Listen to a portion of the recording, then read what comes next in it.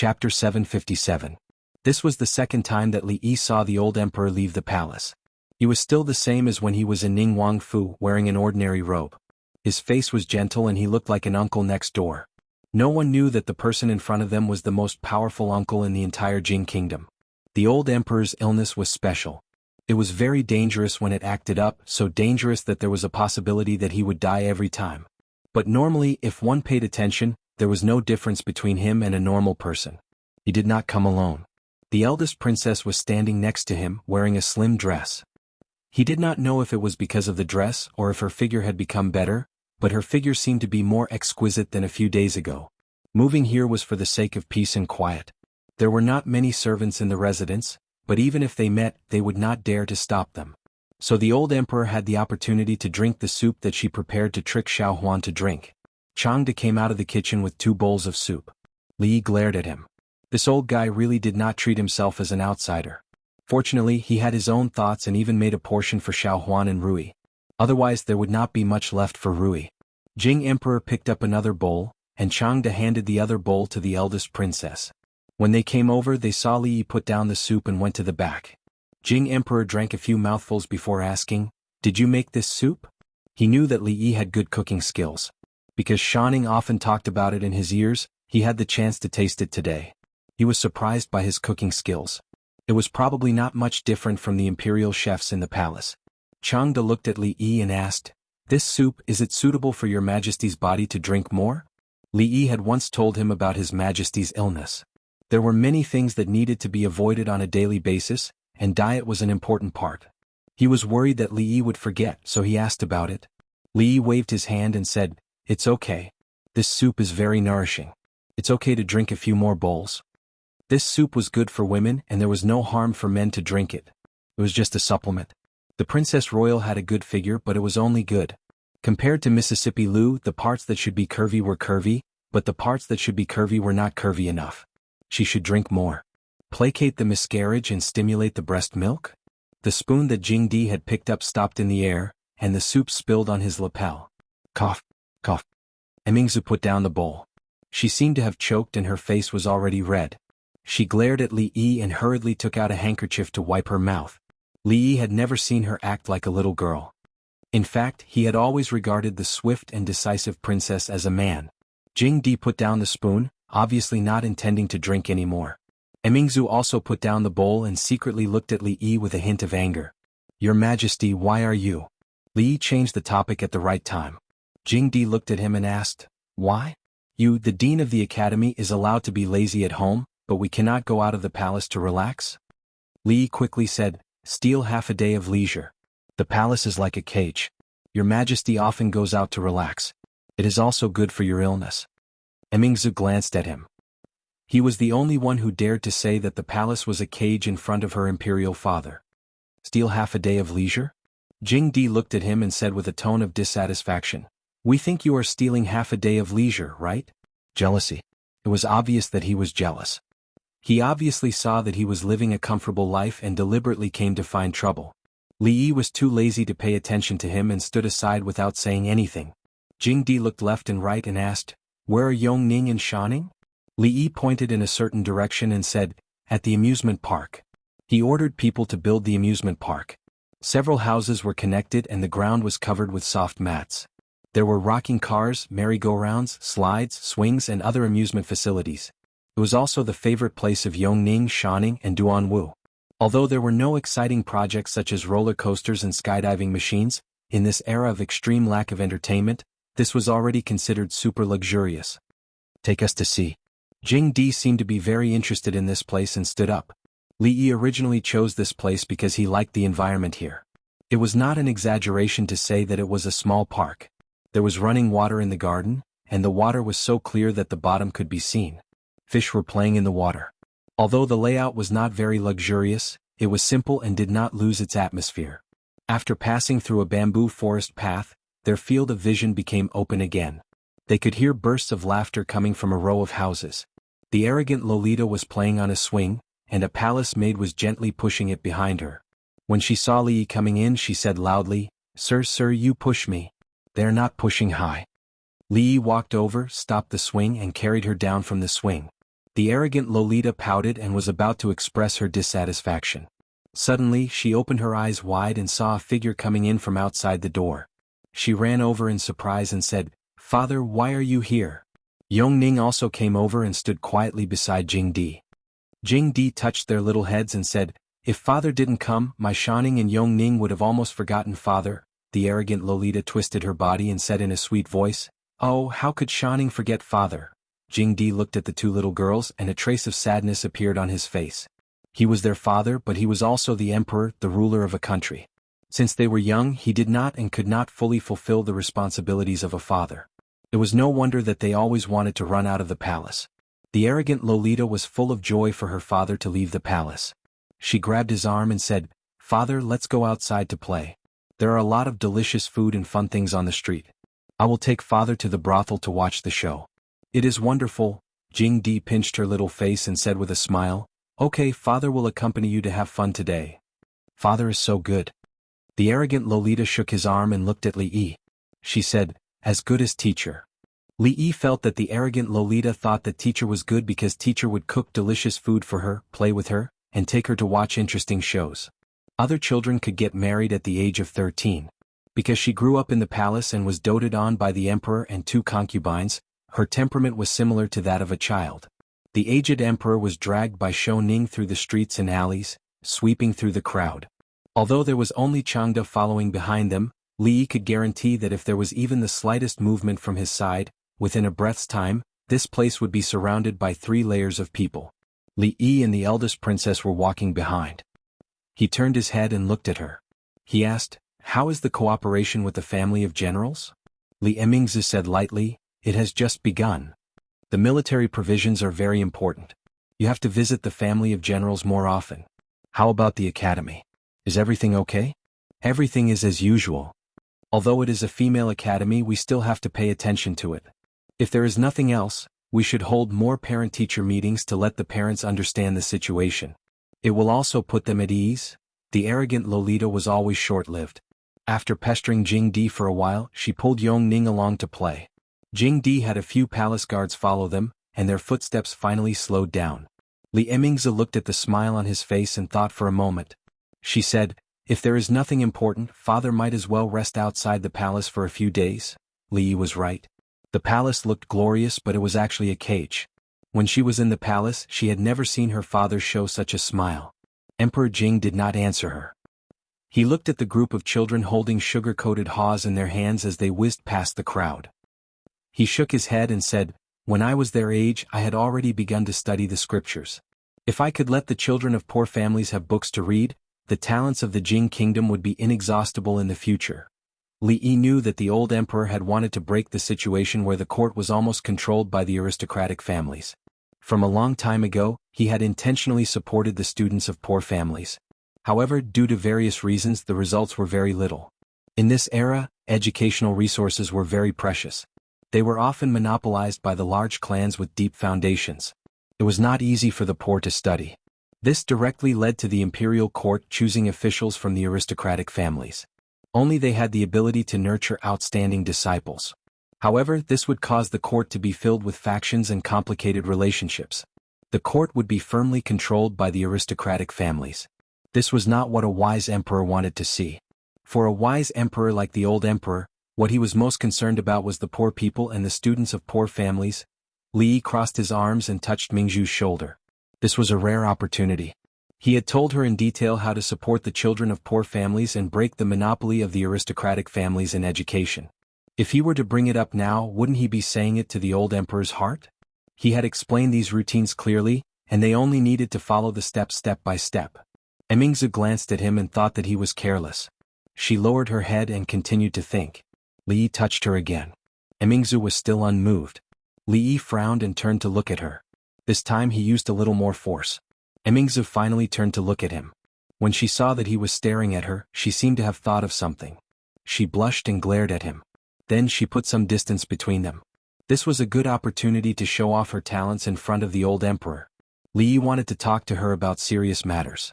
What was with this blushing expression? What was this woman thinking about? Whether it was on the surface or in the dark, he had done enough for her. However, he couldn't always be the one to take the initiative, right? He was working himself to the bone, but she was enjoying herself up there. How could this be? She should at least take the initiative, right? Chapter 758. Hey, you have to move yourself. Ba, do you still remember the story I told you last time? Li Yi felt that he was facing a blockhead who could not understand anything. He looked at her and asked with a frown. Emingzi looked at him in confusion. What story? Li Yi reminded her. Wu. Mingzhu's heart skipped a beat. She subconsciously reached out to cover his mouth. She looked around and said, "Don't ever say such rebellious words again." Seeing that her father did not hear it, even if he heard the word Wu, he would not think of anything. This was a secret between the two of them. Only then did she feel slightly relieved. That matter could not be made known to outsiders, and even more so to his father. What are you thinking about all day? Li Yi pushed her hand away and looked at her unhappily. He said, "Open the imperial examination, put the poor in important positions, fill the court with gentlemen, and replace the aristocratic families. This is to share His Majesty's burden, not for you to imitate that woman. You didn't forget what I told you, did you?" Emingzi shook her head.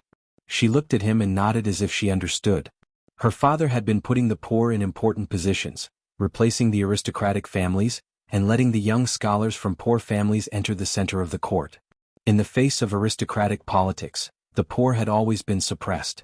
After entering the court, they would be loyal to the royal family, which could effectively change the current situation in the court. Her father had done some things in response to this, including establishing a mathematics academy and recruiting a large number of commoners. However, she knew that there were more things that could be done to further expand the advantages of the commoners. In the end, it could turn into the kind of situation that Li Yi described, where the court was filled with noblemen and the rivers were clear. Because these things were related to the woman surnamed Wu. This was something she did not dare to think about normally. At this moment, with Li Yi's reminder, she understood that a method was a method after all. It worked in that fictional story and it could have the same effect in reality. A woman's mind was really hard to guess. Even if Li Yi never thought of the eldest princess as a woman, he still couldn't guess her thoughts. Fortunately, she finally understood his meaning. Li Yi took the tanghulu that the proud Lolita handed over. As he ate, he watched Princess Royal walk over and talk to Jing Emperor in a low voice. After eating 2 candied haws, he felt that something was wrong. Sour and sweet was what candied haws should taste like. The 2 candied haws he ate didn't taste sweet, only sour. When he looked down, it turned out that the sugar had already been licked clean. When he turned around, he saw that Sundara lowly covering her mouth and giggling at him. This little girl was becoming more and more impudent. After listening to Mingzhu's narration, Jing Emperor's eyebrows raised slightly. Then he shook his head and said, "Opening a large number of official schools can allow more poor students to study, but the cost is too great. It's so great that the imperial court cannot afford it." There were some methods that he had already decided on after weighing them in his heart. However, when it came to finances, he still had to hesitate. Although the national treasury had a lot of income in the past few days, it was not to the extent that it could be squandered wantonly. Wars, natural disasters. There were many places that needed money. It was not easy to maintain the balance and it could not be easily broken. Li Yi said solemnly, "No matter how poor we are, we can't be poor in education. No matter how bitter we are, we can't let our children suffer. They are the future of a country. They are related to the rise and fall of the country. They are like the sun in the morning, full of vigor and infinite potential. Now the Jing kingdom is ours, but the future of the Jing kingdom is still in their hands." Jing Emperor never despised the theory of governance that came from Li Yi's mouth. Moreover, these words were indeed what he was thinking. A large part of the reason why the imperial court was controlled by the aristocratic families was that they had a monopoly on education and books. It was too difficult for poor children to enter the imperial court without going through these aristocratic families. They could only rely on themselves. If all the children of poor families in the world could go to school and have books to read, this problem that had existed for thousands of years would be resolved in this dynasty. And this would be the first step for him to completely end the aristocratic politics. However, he did not have much time. It was still unknown whether he could completely eliminate some things in his lifetime. Jing Emperor shook his head and said, "I have also vigorously promoted the prefectural schools and the county schools. But you are not in the position to know how much it costs. A problem that can be solved with money is not a problem." Li Yi looked at Emingzi and asked, "Your Highness, don't you think so? The national treasury could not take out the extra money, but the Princess Royal could. It was useless for her to earn so much money. It was impossible for her to save all of it for her dowry. It would be better to build more Emingzi Hope primary schools. At least, it would let the poor in the world remember her kindness. The plaque on the school should be custom-made and big, so that everyone would know that it was the Princess Royal who pitted them that they could study. What's more, she did not have to pay for this money. Li Yi had a plan in his heart. Maybe he could save more dowry for her so that they would not be friends in vain. Emingzi looked at him in a daze. She did not know what Li Yi was thinking, but she was sure that he was thinking about something. Jing Emperor did not delve into this issue because the Tsundra Lolita had already pulled him to the brothel to watch the show. Emingzi crossed her arms and looked at him. What do you want to do? Eat the emperor's salary and share the emperor's worries. Li Yi did not go in. He leaned against the wall of the brothel and said, Your Majesty has been supporting the poor. This is to solve the problem from the root. Emingzi thought about it and blinked her eyes. Do you have a salary? Li Yi thought carefully for a moment and found that he really did not have a salary. He did not have much money and it was deducted because he got into trouble. The old emperor did not give him a salary at all. Then forget it. Li Yi waved his hand and was ready to go in to watch the show. He didn't even have a salary, so how could he worry about it? Whoever wanted to divide it, divide it. In the end, he did not step in and was grabbed by the eldest princess. Father's biggest headache is those big families that control the court. If we can help Father share this worry, I will ask Father to leave the palace to recuperate. Father should agree. Emingzi looked at him and said in a soft voice, Tell me, what should we do? Li Yi looked at her and corrected her, It's you who will share it, not me. Emingzi shook her head. The same. She was her and he was himself. What did she mean by the same? It was a good conversation, but it suddenly became so ambiguous. It made the thin-skinned Li Yi blush. Li Yi looked at her. What should we do? Didn't you say it very clearly? Emingzi looked down. But the National Treasury doesn't have that much silver. Who said we need to use the National Treasury's silver? In their dreams. Li Yi pursed his lips. It was a rare opportunity. Of course, the fertile water would not flow into other people's fields. I don't have that much money. Emingzi shook her head. Then she seemed to have thought of something and looked at Li Yi. Li Yi quickly waved his hand. Don't look at me. My family's money doesn't grow on trees. It's not easy to earn money. He patted her shoulder out of habit and squinted his eyes. Don't worry. There will be silver. What should be, there will be. Seeing a certain light in his eyes, Li Mingzhu's heart suddenly relaxed and she became incomparably calm. Chapter 759. The opera being performed in the brothel was the classic, The Cowherd and the Weaver Maid. The Qiao festival was coming up in a few days, and this kind of opera was very popular. The brothel was not the busiest during the day, but there were many people inside. More than half of the seats were occupied. At night, the entire place would be filled with people. Everyone's attention was attracted by the wonderful performance on the stage. No one noticed that in a secluded corner at the back, a pretty girl was excitedly telling the story of the cowherd and the weaver maid to a middle-aged man behind her. Although the opera was wonderful, the story told by the man was even more wonderful. The middle-aged man sat there, patiently listening to the girl. In his arms was a young girl. Occasionally he would look at the stage with a satisfied smile on his face. A gray-robed old man stood behind him. His wrinkled face remained expressionless from start to finish. Outside the brothel, a young man and a young woman leaned against the wall and whispered to each other. When the time comes, there will be official schools in various places. They will be called Emingzi Academy or Emingzi Hope Academy. Students from poor families will be given a certain amount of subsidies, or they can do some chores in the academy or work part-time. The curriculum must be reasonable and they must be well-rounded. We don't want to cultivate a bunch of rotten scholars. I will write a detailed report for you when I get back and you can submit it to the emperor. Li Yi looked at her and reminded, Remember, you are the only one who can do these things.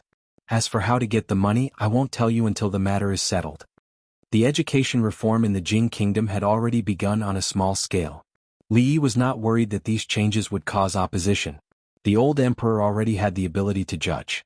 The old emperor had wanted to make a move against the aristocratic families for a long time, but the inside story was not that simple. Li Yi ate with him every day and he learned a lot from him in other aspects. The fact that the court was controlled by the aristocratic families had always been a thorn in the old emperor's heart.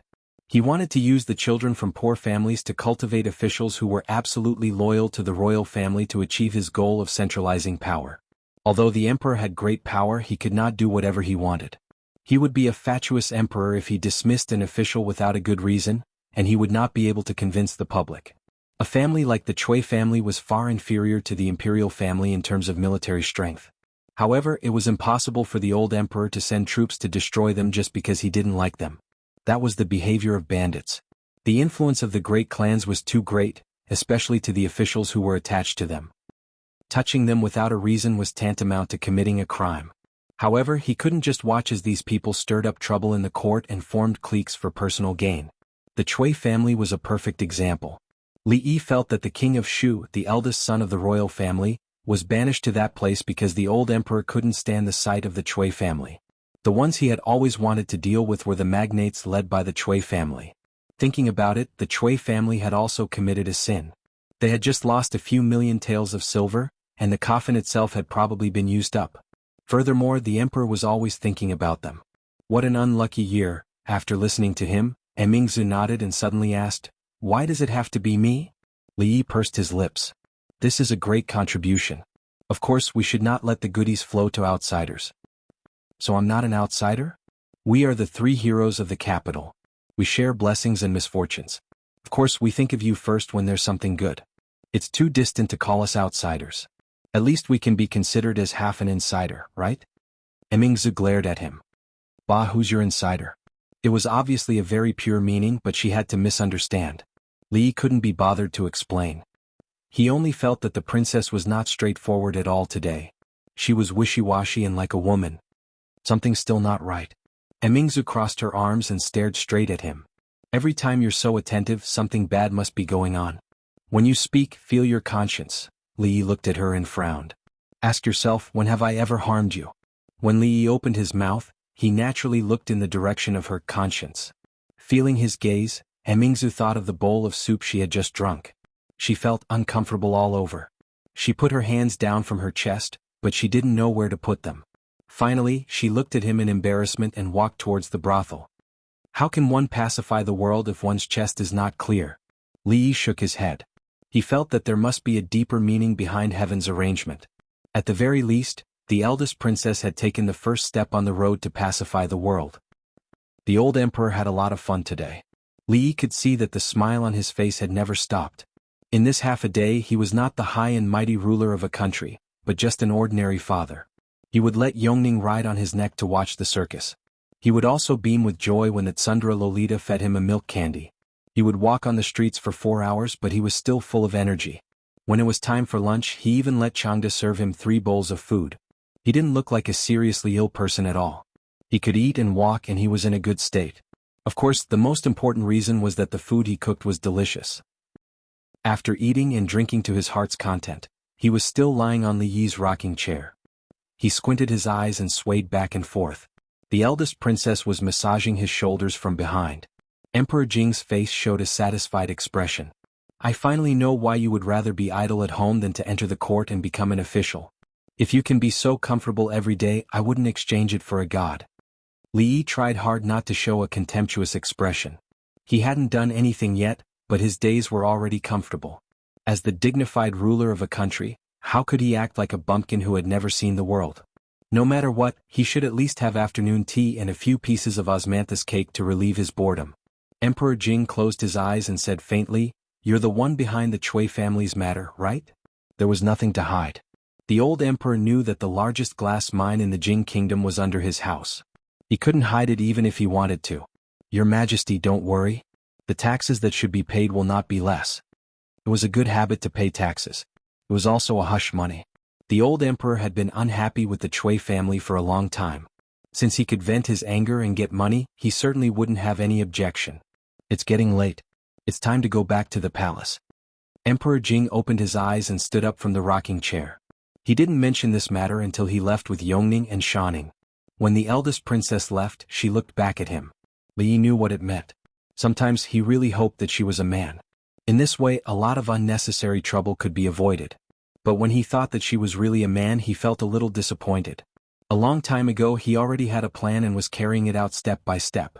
However, the road ahead was difficult and dangerous.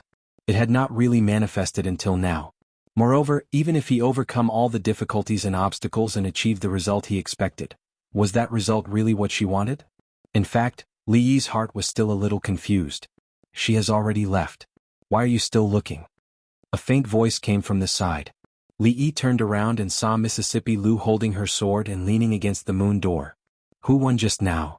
When Li Yi was cooking, the old emperor and the two little girls were playing in the front yard. Mississippi Lu and the eldest princess went to the backyard. When she came out alone, her clothes were a little messy. Not surprisingly, they should have sparred for a while. After all, among the people of the same age, only the two of them could be each other's opponents. Mississippi Lu didn't answer, which meant that she didn't win. It seemed to be the same result last time. For Mississippi Lu, who had always swept away her peers, it might be a little hard to accept that she couldn't win against another girl of the same age. Especially in a situation where she couldn't win in terms of appearance and strength. Girls of this age like to compete in everything. Li Yi could understand. He looked at her and comforted her. Don't be discouraged. At least you are older than her. Mississippi Lu looked up at him with a trace of doubt in her eyes. What did you say? I said, you seem to be a few days older than her? Li Yi looked at her and smiled. I made soup. Do you want to drink some? Chapter 760. Recently, Li Yi was keen on making soup. This work was not as simple as putting a bunch of ingredients in water to boil. The proportion of various ingredients, the amount of water, the heat, the time, and changing any of the parameters, the taste might change qualitatively. In this aspect, he was already very experienced. Of course, the love poured into the soup could not be described by the amount. Rui's soup nourished the fetus, and Xiaohuan's soup was beneficial to the growth of puberty girls. Although Mississippi Lu did not need to grow any more, it was not bad to drink more. The one who needed to grow the most was actually the eldest princess more than Xiaohuan. Therefore, when Li Yi entered the palace, he brought her a full cup. Eating egg fried rice with a delicious soup that could nourish one's body would be better. Eating egg fried rice with wine didn't sound like a good thing. How is it?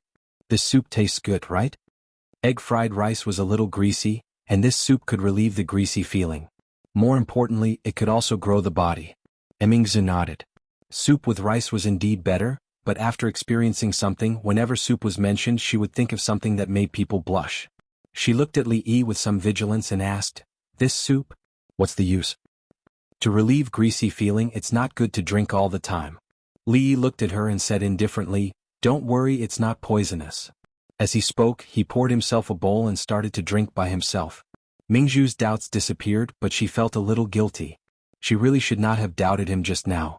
Li Yi took out a piece of paper and said, this is for you. Li Mingzhu took it and looked at it. She found that what was written on it was exactly what he had told her yesterday. It was just that it was more organized and clear. As for the more specific and detailed things, he had deliberately omitted them. Just hand it over like this. Li Yi was worried that she would blurt out all the details on her own, so he reminded her of something else. Emingzi did not ask much. She knew that he did this for a reason. This matter was beneficial to the country and the people. He would not harm her. Emingzi looked at him and asked, how do you get the money? It's a secret for now. Li Yi didn't tell her directly, not because he didn't trust her, but because he trusted her too much. This silly girl's kung fu was quite powerful, but her mind was actually very simple. She could not hide anything in her heart.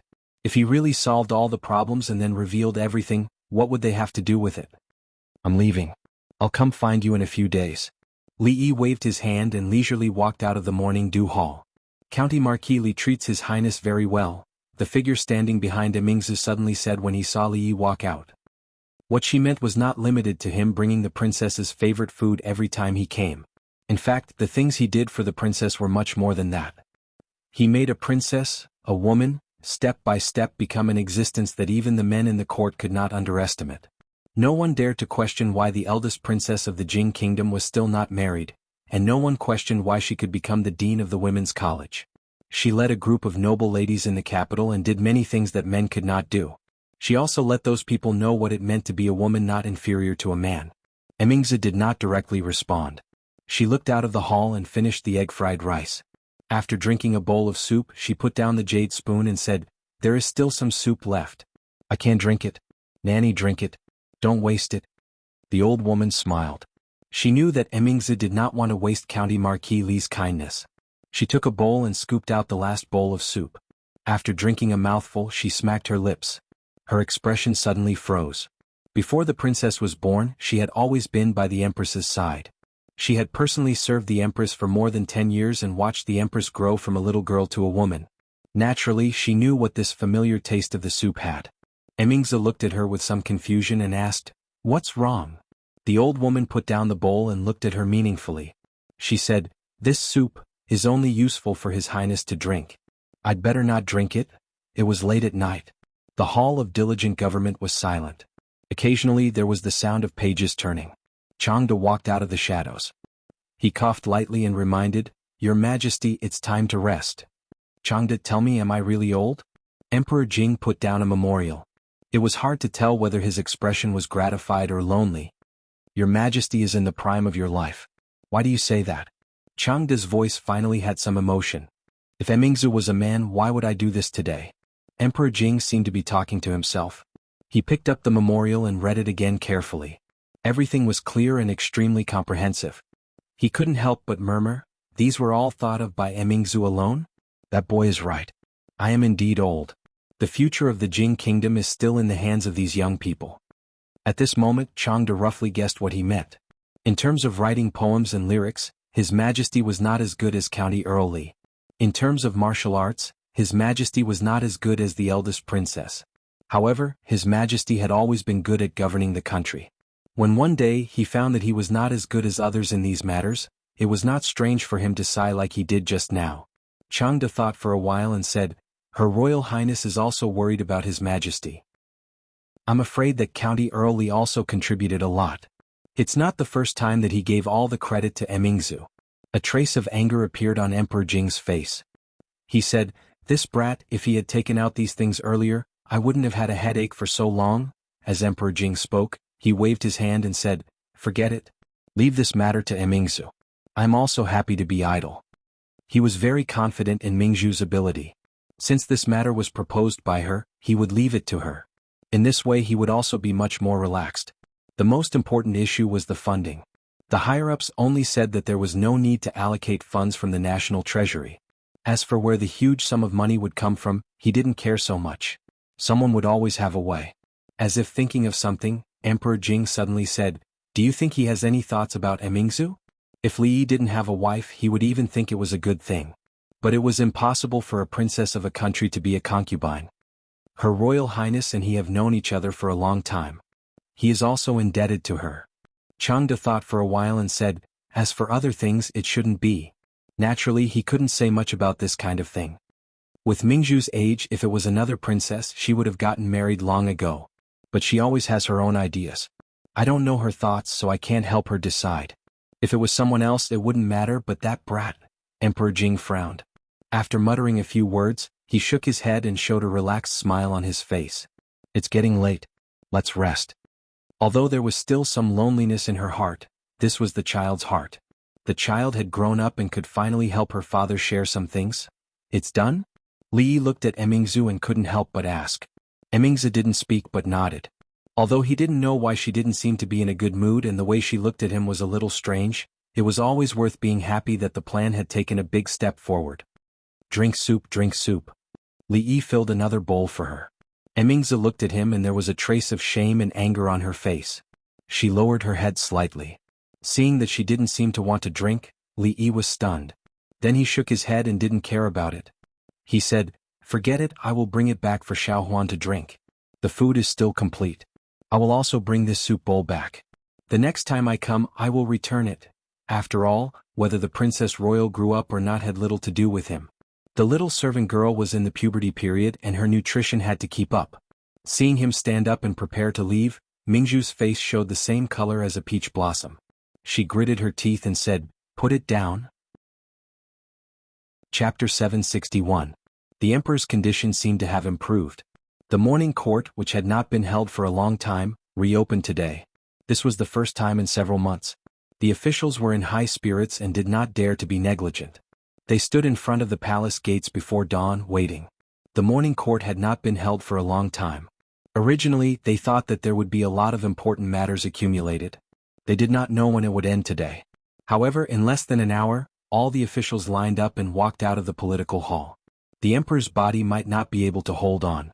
Even in the past, it was rare to end a meeting so early. 2 provinces had been hit by floods half a month ago.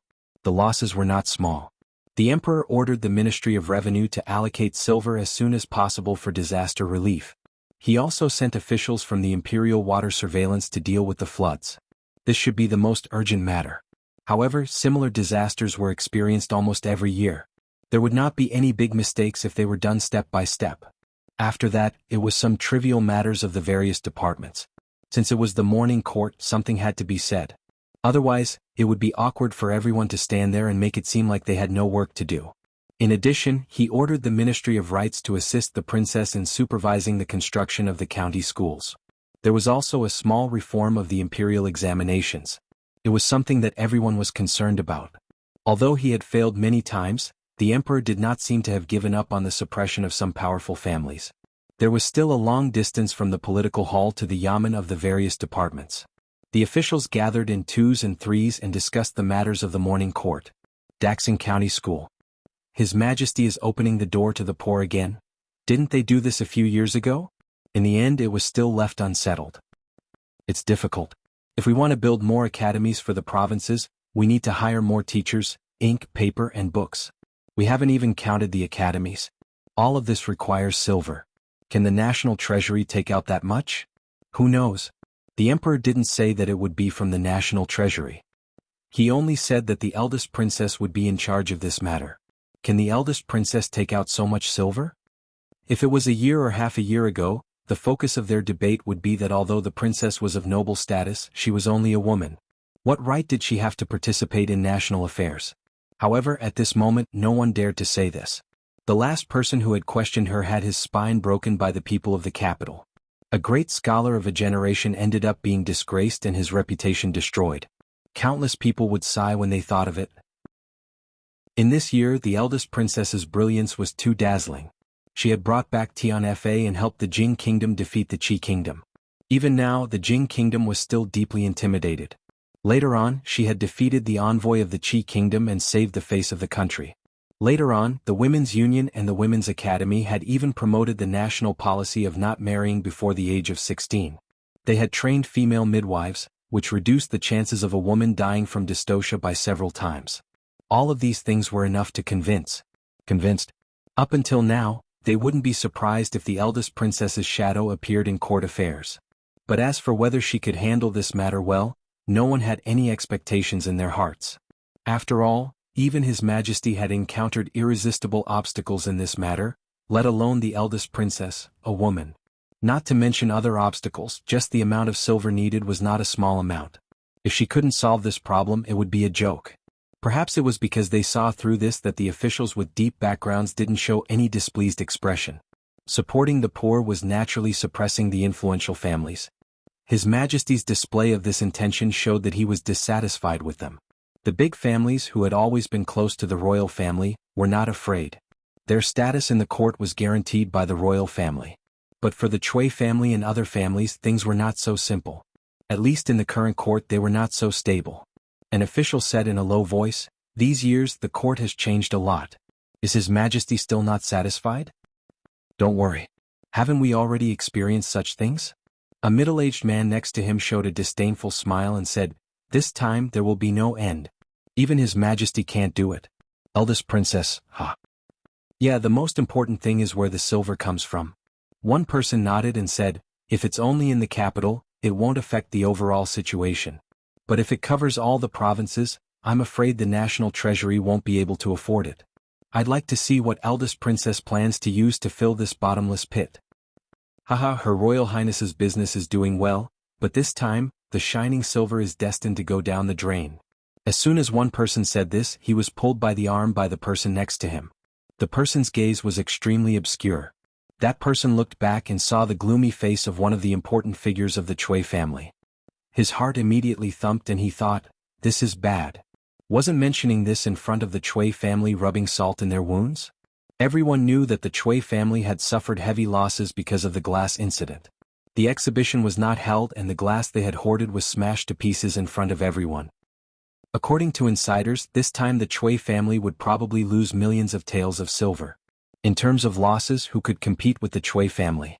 Not daring to look at that official Chui again, he looked back at the eldest princess who had just walked out. A strange look appeared in his eyes and he quickly walked forward.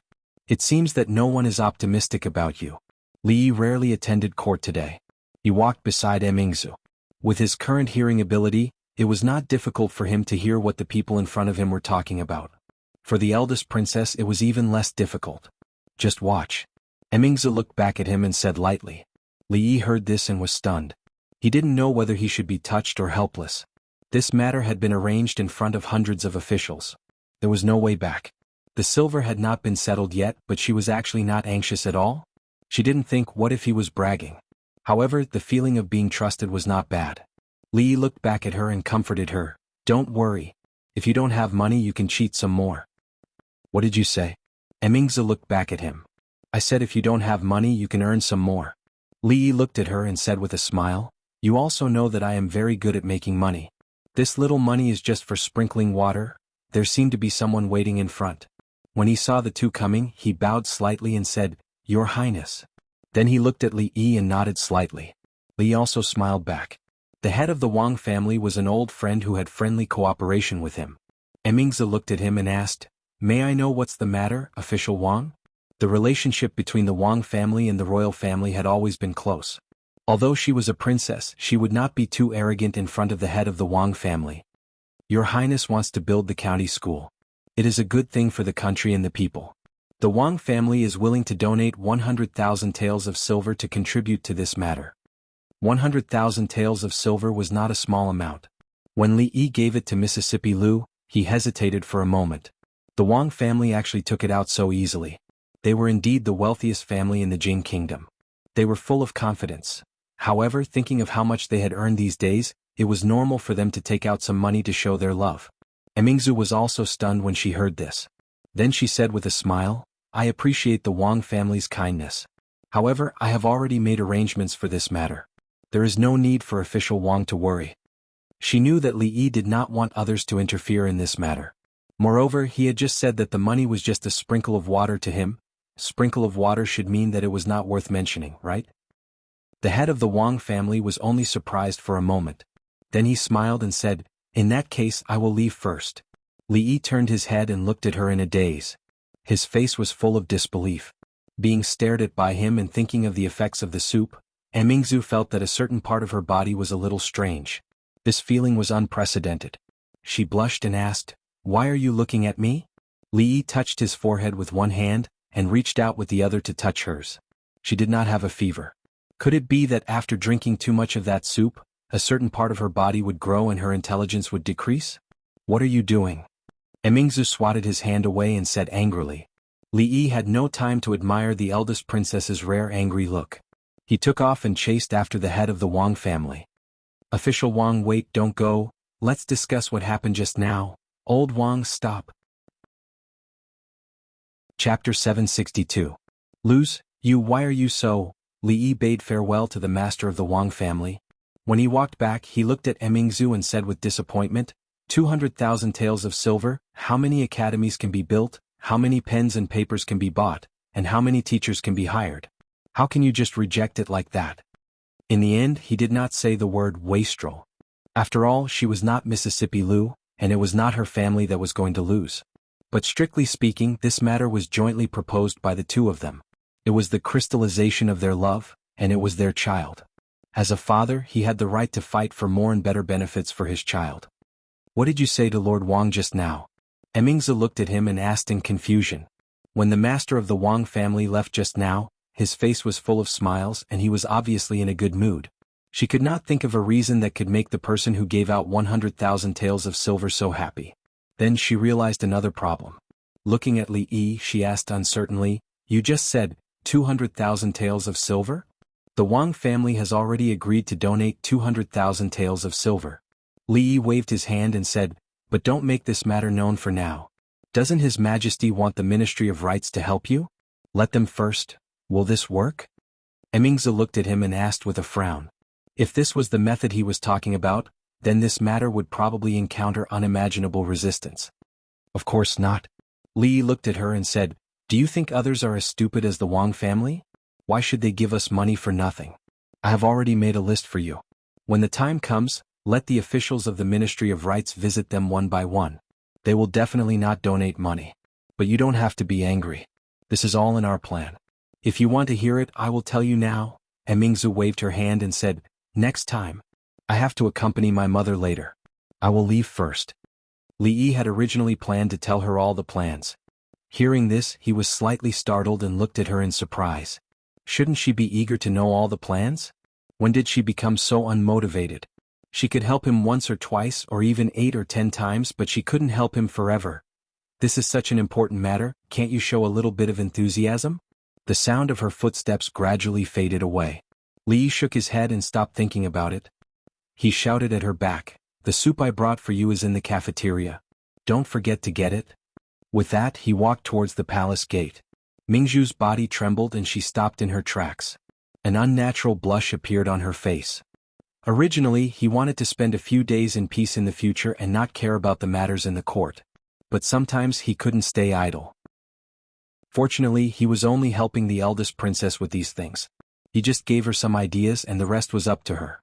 Li Yi's skill in making soup had improved by leaps and bounds. He would change it every day. Yesterday he had heard Xiao Huan and Rui say that her chest had been warm recently. Was she sick? She was too embarrassed to tell him these words. Li Yi could only tactfully tell her through Rui that it was normal for a girl to feel this way when she was growing. Xiao Huan was almost 17. In another 2 years, the little servant girl would become the senior servant girl. Of course, making soup was just a hobby for a while. What he liked to do the most was to sit in front of Rui after giving her a massage. He would put his ear on her lower abdomen and the two of them would talk about the private matters between husband and wife, including what name the child should be named and how to educate them. Of course, there was one point that the two of them tacitly agreed on. Whether it was a boy or a girl, they had to be skilled in both the pen and the sword. They didn't have to worry about this because they had a father who was skilled in both the pen and the sword. But if they wanted to learn martial arts, Rui would be reluctant to be too strict with them. If they wanted to succeed, they needed Mississippi Lu. But if she was too strict, it might scare the child. No, he had to think about it carefully. Many officials from the Ministry of Rights visited the officials and nobles in the capital one by one. They hoped that they could contribute to the development of education in the Jing Kingdom. They wanted to donate some money to build more academies so that the children who couldn't afford to study could have a chance to change their fate. The officials from the Ministry of Rights visited them personally. Out of understanding, they couldn't let them return empty-handed. Therefore, they really donated some silver. 100 taels, 200 taels, and 300 taels were considered too much. A minister only donated 50 taels. It was said that a minister counselor of the Ministry of Rights walked around the Chui family and didn't even drink a cup of tea. It couldn't be said that they were stingy. After all, after the last audit, all the officials more or less donated money to the national treasury. Some even donated their family's wealth. It hadn't been that long. They couldn't ask the officials and nobles to donate money every time the court lacked money. After all, this wasn't a long-term plan. Even if they didn't donate money, they had a valid reason that everyone could understand. Moreover, the emperor supported the poor. It was a terrible idea to ask the people from the Ministry of Rights to go to the rich families or the families of the officials related to them to raise money. Even if they had money, they wouldn't donate it. Her Royal Highness was only a woman after all. They thought she would have some brilliant plan, but according to the current situation, this matter was nothing more than a joke in the end. Even the Ministry of Rights had advised the emperor that they didn't want to participate in this matter anymore. Not only were they unpopular, they couldn't raise money, so it would be futile. They were usually very busy with work and didn't need to waste time on these things. Sing Shichen sat on the stone bench and held a cup of hot tea in his hand. He slowly said, although the eldest princess is powerful, she is still a woman. How can she easily solve something that even the emperor can't do? Now, his treatment here had changed from herbal tea to hot tea. This was a great improvement for him. Although the woman across from him still didn't want to talk to him and it was almost all him talking alone, after the court session, being able to sit here and talk for a while, even if it was just talking to himself, talking about some things in the court or old events, even if he didn't get any response, it was enough to calm his heart. Tseng Zumo's eyelashes fluttered and she suddenly said, Her Royal Highness is an extraordinary woman. Maybe she really has a way. Her tone inevitably had a different meaning. Even if Her Royal Highness had no way, there would be someone who would help her find a way and help her solve all the problems properly and perfectly. There was no doubt about this. Because he was always like that. Ahem ahem. The sudden voice startled Tseng Shichen and he almost choked on the tea in his mouth. He raised his head in disbelief. This was the first time she had taken the initiative to talk to him for so many days. He wiped the corner of his mouth with his sleeve. After coming back to his senses, he hurriedly said, "Yes, yes, Her Royal Highness has created many miracles. Maybe this time, everyone will be impressed. In 3 days she raised 2,000 taels." Emperor Jing rubbed his eyebrows and looked down. He said, "The Ministry of Rites is quite dissatisfied with this. They think this is too absurd. Mingzu, what do you think?" The slender figure standing below thought for a moment and said, "In that case, there is no need to trouble the Ministry of Rites anymore. Father, rest assured I will think of a way." A curious expression appeared on Emperor Jing's face. "Even with the Wang family's 200,000 taels, it is far from enough. What do you think? Tell me." Mingzi looked up at him and said softly, "He didn't say, who?" Emperor Jing was stunned for a moment before he seemed to understand something. He waved his hand and said, "Father knows. You can go now." Seeing Mingzi walk out of the door, Emperor Jing sighed and leaned back in his chair. He sighed and said, "I am old. It seems that I am really old." Changde came out and asked, "Do you want me to bring him here?" "There is no need." Emperor Jing waved his hand and said, "I don't care what method he uses to get so much money. Anyway, I don't have to worry about it. If things are not done well, be careful of his butt." Emperor Jing looked at the sky and said, "It is not early. It is not easy to rest early. Today, go to Concubine Yan's place." Changde nodded and a smile appeared on his old face. His Majesty had not rested so early for a long time. If that boy took the initiative, many political affairs would not need His Majesty to worry about. Unfortunately, Changde suddenly looked in the direction of the eldest princess's departure and thought. Chapter 763. There was a heated discussion in the capital these days, and the scope of the discussion was very wide. Even the poor farmers, who usually did not care much about state affairs, often went into the city to inquire about the construction of the academy. They heard that after the academy was built, the children of the poor would be able to study for free. Their children would be 7 years old next year. Would they be able to study in the academy in the future? The farmers who had eaten the last meal and had to worry about the next, should be most concerned about the problem of food. They had never cared about state affairs, and no matter what the higher-ups did, as long as they could eat their fill and survive in this world, that was the first thing they thought about when they woke up every day. But this time they had to be concerned. If what the eldest princess was doing was successful, their children would not have to repeat the life of their fathers like them. They could go to the academy to study and be scholars. In the future, if they could become the top scholar and become a high-ranking official, they would bring honor to their ancestors and their families. In their view, scholars were all going to become the top scholar and become a high-ranking official. Although Scholar Wu at the entrance of the village had not become the top scholar, everyone in the village who saw him had to respectfully call him Duke Scholar. In short, no matter what status they had in the past, as long as they studied, everything would be different. This was a joyous occasion. Her Royal Highness had done something good for them again. First, she had summoned her own daughter and allowed her entire family to have a full meal. Now she had even allowed their sons to study. They did not know how many things the current emperor had done for them, but Her Royal Highness was really speaking up for these poor commoners. Building an academy required money, and Her Royal Highness ran around to raise money for them. However, those rich officials did not seem to be willing, and it seemed that the matter of building an academy could not be carried out. This was the situation that they learned after entering the city. Their money, isn't it all from the wealth of the people? They really want to do things for the commoners. All of them have become misers. An old farmer held onto his walking stick and kept hitting the ground, his face full of resentment. "This is an opportunity for the children, they can't be like us." Someone gritted his teeth and said, "They must study, only after studying can they have a future." One of them shook his head and sighed. Sigh. "They are all cruel and unscrupulous. The one who truly cares about the poor people is still the Princess Royal Highness." A carriage slowly passed by on the street. After all these days, the old man driving the carriage already understood that the wide road was always blocked by traffic. In order to not waste time, they had to take a long detour and take another clear path. Then he would stop at the entrance of an alley. Sometimes he would stop for a quarter of an hour, and sometimes he would stop for as long as an hour. Fong and the sloppy old man sat on either side of the carriage, thinking about what they had just heard on the street. They lifted the curtain and said to Li Yi, "Young master, these officials are so stingy that they won't even pay this little bit of money." Li Yi waved his hand and said, "Don't say that. Other people's money doesn't come from the strong wind, and they don't want to be blown away by the strong wind. It's their freedom to donate or not, and we can't control it. Don't engage in moral coercion. Fang nodded, not fully understanding. Although he didn't know what moral coercion meant, he knew that his silver was picked up from the sand, sent to him by others and cheated from the Qi kingdom. It seemed that it was not as convenient as the strong wind, and he didn't want to give it to others for free. Li jumped off the carriage and walked into the alley. The sloppy old man habitually threw a milk candy into his mouth and looked in a certain direction. How long is he going to do this?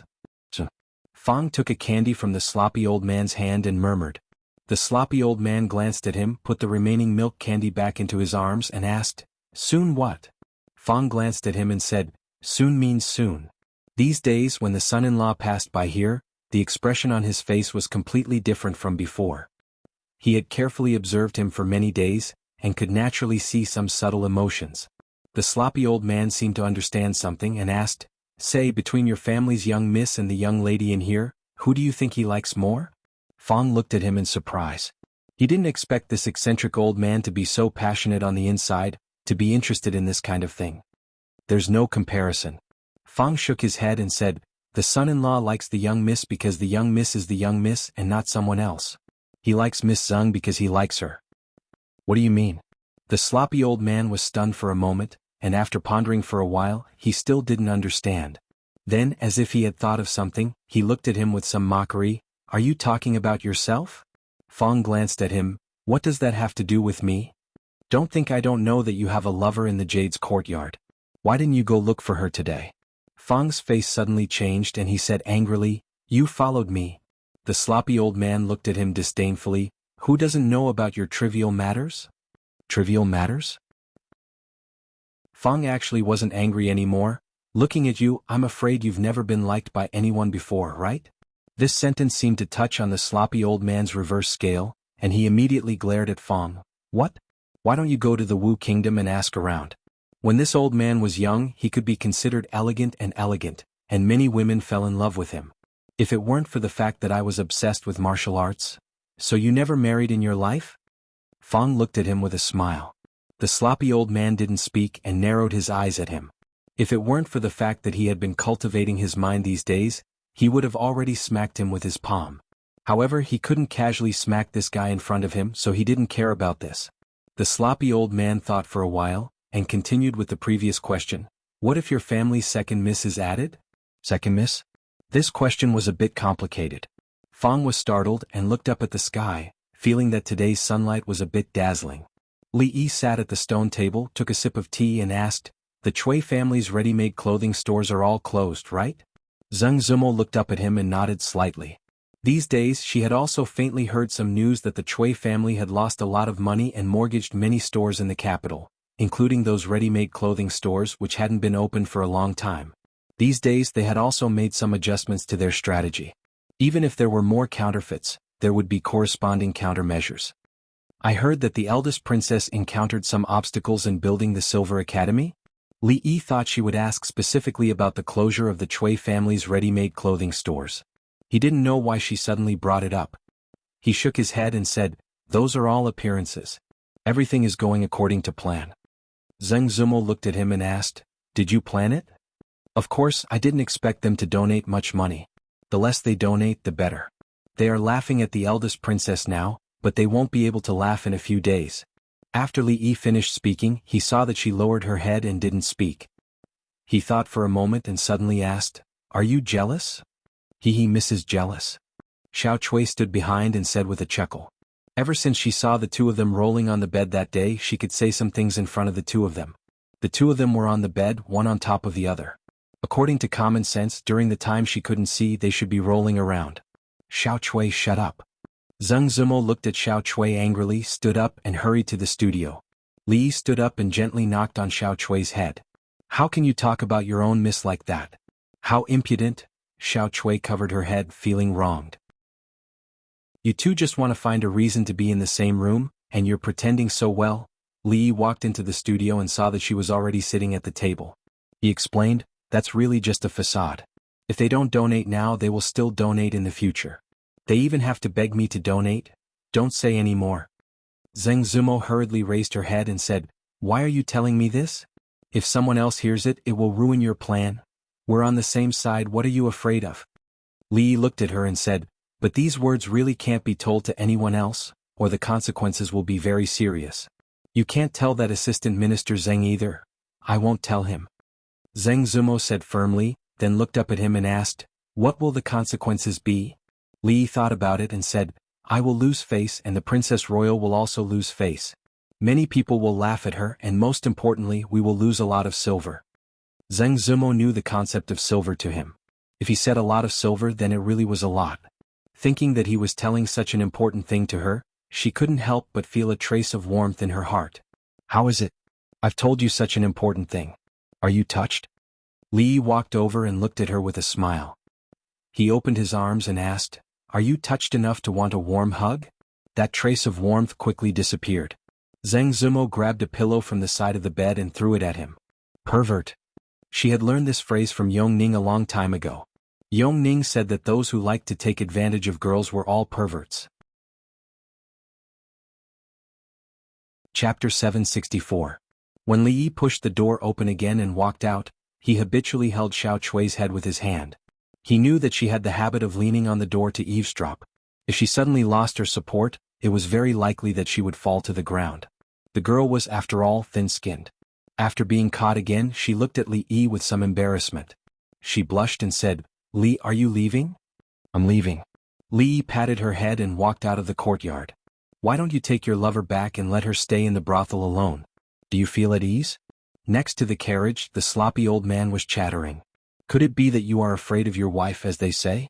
Fang did not pay attention to the sloppy old man because he was still thinking about the question just now.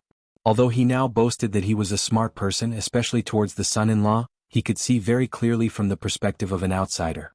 However, the old man's question just now made it difficult for him to answer. Li got on the carriage and said, "Let's go to the palace." Fang sniffed and smelled a faint fragrance. He shook his head and waved his whip. The carriage slowly moved. When Li Yi stepped into the imperial garden, Jing Di was playing chess with the proud Lolita. Maybe it was because there was nothing to be busy with political affairs, but the old emperor was more and more leisurely and elegant recently. The proud Lolita no longer played chess with others. She had already understood that the rules of the chess were set by herself. She was invincible in the palace. Even if Li Yi met her, he would have to retreat. They were playing 5 in a row. Li Yi stood by and watched for a while. He couldn't help but sigh. The proud Lolita's thinking was really quick. It seemed that she had a high talent in all kinds of chess. When Jing Di put a black piece in a position that he thought was suitable, the proud Lolita had already put it down.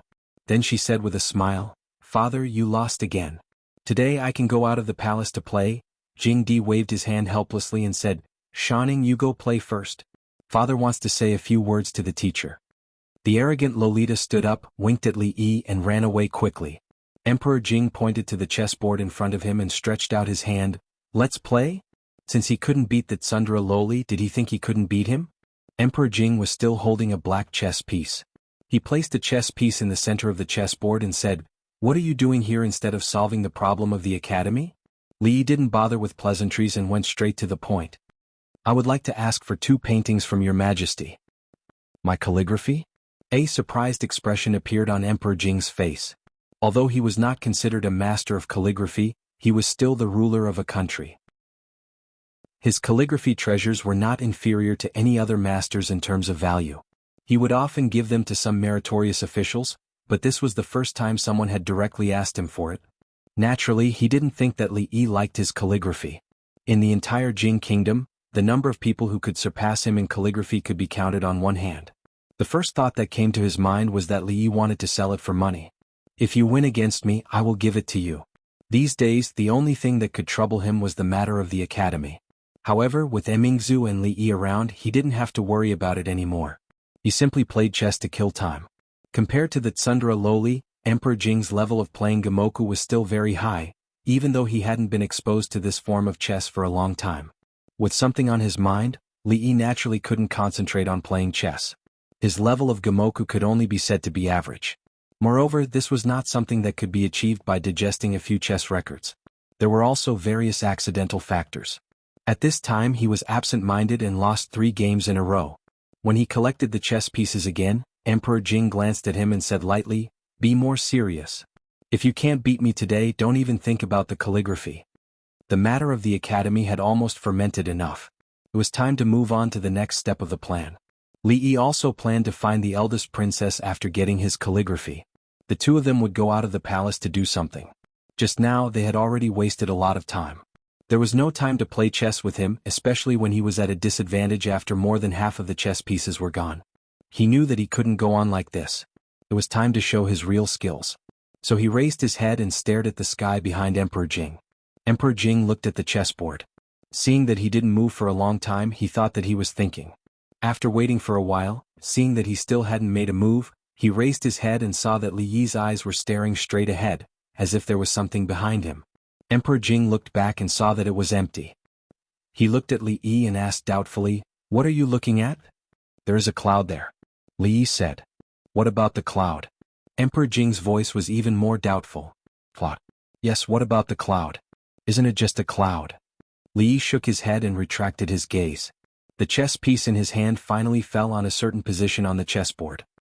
He looked at Emperor Jing with a smile on his face. "Your Majesty, you have lost."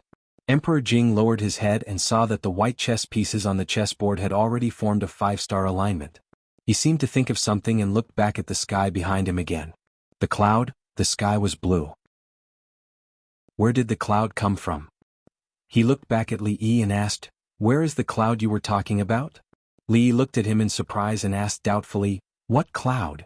In the end, the old emperor was willing to concede defeat and gave Li Yi what he wanted. He wanted a few more pieces and sold them when he was short of money in the future. However, the old emperor looked at him with a strange expression. He had to follow the original plan and let him write a few words before running away.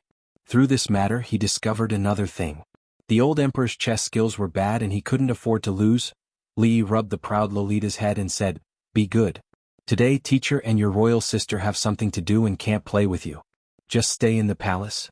"No, Yongning has been summoned by Her Highness. There is no one to play with me." The proud Lolita hugged Li Yi's arm and said with a sobbing tone, "I am alone in the palace. It is very lonely." Such a young child actually knew about loneliness. Li Yi couldn't refuse no matter what.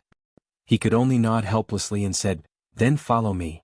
The sobbing tone in the Lolita's voice immediately disappeared. An excited expression appeared on her face. "Then let's go find my royal sister now."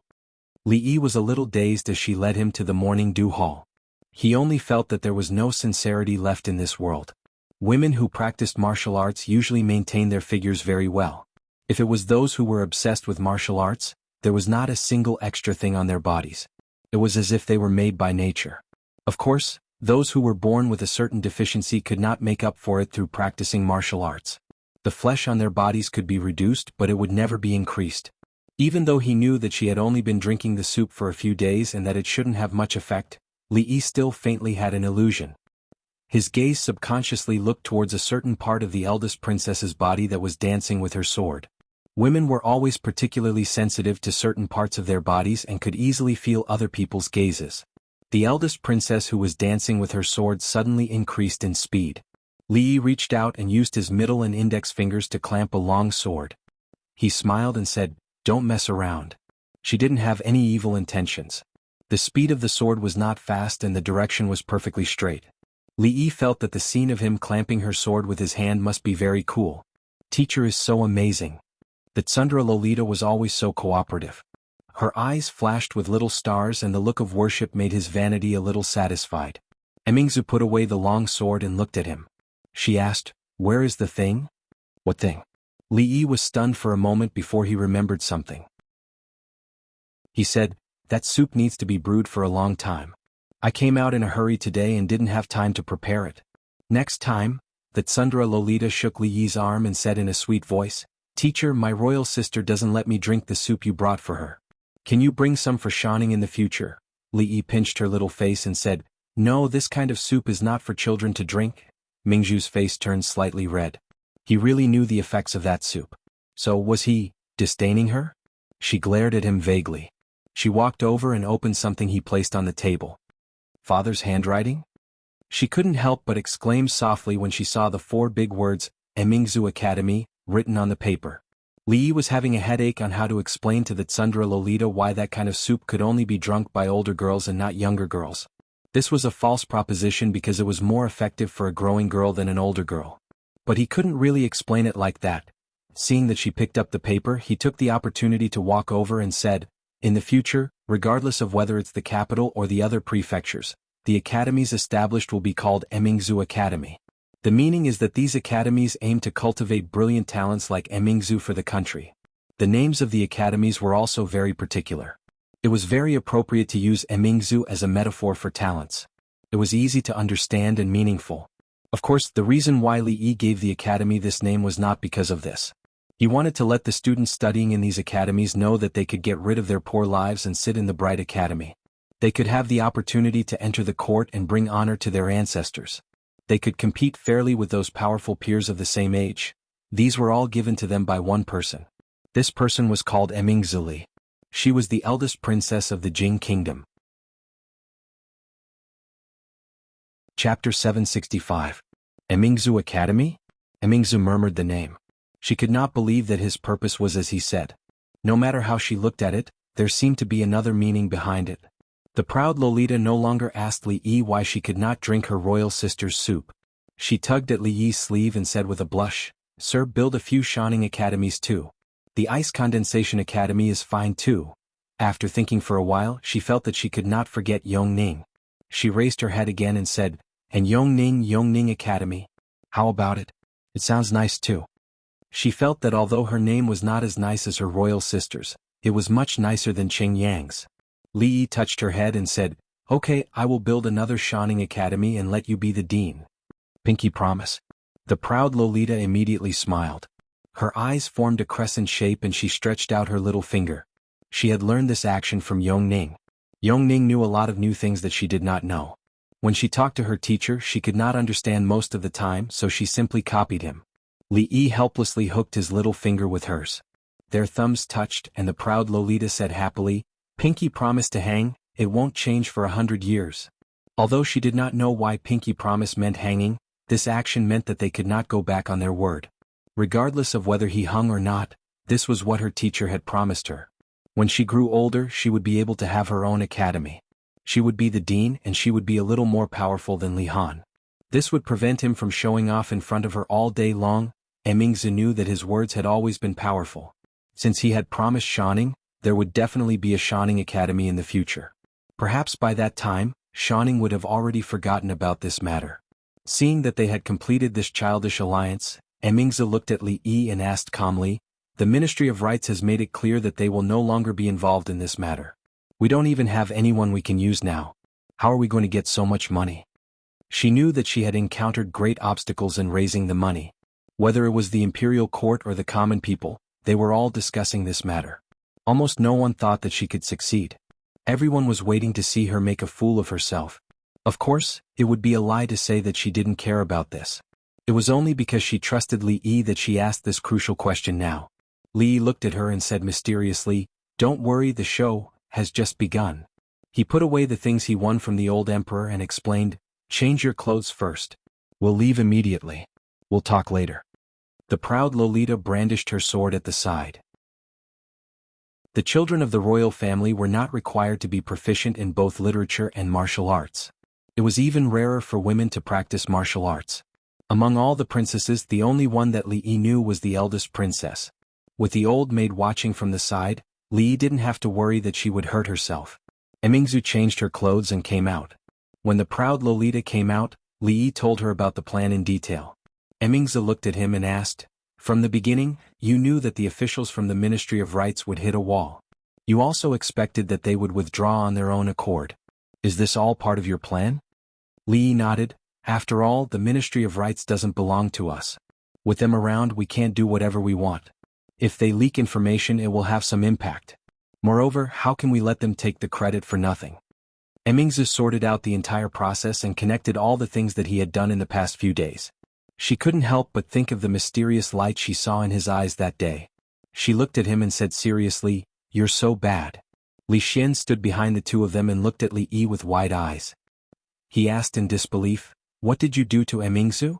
Li Xian looked at the two of them suspiciously for a long time before suppressing the unrealistic thought in his mind. He said, "I've heard about what happened at the academy. I should be able to take out 100,000 taels of silver to use on the academy in the capital. It should be more than enough. As for the rest, we can slowly think of a way. If it was only the capital city, it wouldn't be a problem. But the problem was that the scale of the project this time was so large that it covered the entire Jing kingdom. Just the initial investment alone would be a terrifying figure. No one knew how much money would be needed in the future. Li waved his hand and said, "Forget it. Your father-in-law has already donated 200,000 taels of silver. You'd better keep the money." Li Xin's crown prince's mansion wasn't poor. Just the business cooperation between the three families could bring him unimaginable profits. But he was also a spendthrift. The national treasury could only provide a portion of the research funds for the entire Academy of Science. He had to pay for the rest himself. It wasn't easy to come up with so much money at one time. Li Xin frowned and looked at him. He said, "Don't try to be brave at this time. You don't know how many people are watching this matter and waiting to see Mingzu make a fool of herself." "Make a fool of yourself?" Li looked at him and said lightly, "They won't be able to laugh soon." As they walked out of the morning dew hall, Li Xin looked at him with a profound gaze. He sighed and said, "When I first met you, why didn't I think you were so bad?" The ruler of the capital, Lu Daiyo, sat in the hall. His head moved back and forth as he dozed off. The weather these 2 days had been hot and dry. Although he held an ice pack to his chest, the room was still stuffy. The rising and falling cicadas outside were even more annoying. Wave after wave of tiredness came at him. Thump. The moment his eyes closed, his body fell forward. His head knocked against the edge of the table. Immediately, a large bump appeared. He was completely awake. He quickly pressed the ice pack to his forehead and took a sip of tea. He was no longer sleepy. He lowered his head and began to read the official documents. These few days, Jingdo could not be considered peaceful. The people were very angry. If they were not properly appeased, there would probably be a big mess in the future. The cause of the matter was that the eldest princess wanted to build many academies so that more children from poor families could have books to study. However, the funds to build the academies were not enough. There were obstacles in raising funds, so the matter was temporarily put on hold. In this regard, the people of Jingdo were very angry. After all, this was a major event that was beneficial to the people. All the poor families wanted to send their children to study and fight for a glimmer of hope to bring glory to their ancestors. However, most families even had problems eating, so it was impossible for them to cultivate a scholar. Now that there was such an opportunity, how could they give it up? Lu Daiyo could understand their desire. After all, he himself was also born of a poor family. His father had sold everything he had to give him the opportunity to study and take the imperial examination. When he became successful and wanted to be filial, his father, who had worked hard all his life, passed away and did not enjoy even a day of happiness with him. This had always been a regret in his heart. Regarding this matter in his heart, he was also very supportive of the eldest princess. However, there did not seem to be many people in the court who thought the same as him. When he read the official documents and felt sleepy again, a yamen runner came to report that the eldest princess and the Marquis of Chang and County had arrived. County Magistrate Lu's sleepiness was swept away at this moment. He hurriedly stood up, tidied up his official uniform, came to the back hall of the county government, stepped into the room and cupped one hand in the other before his chest to the two people sitting above.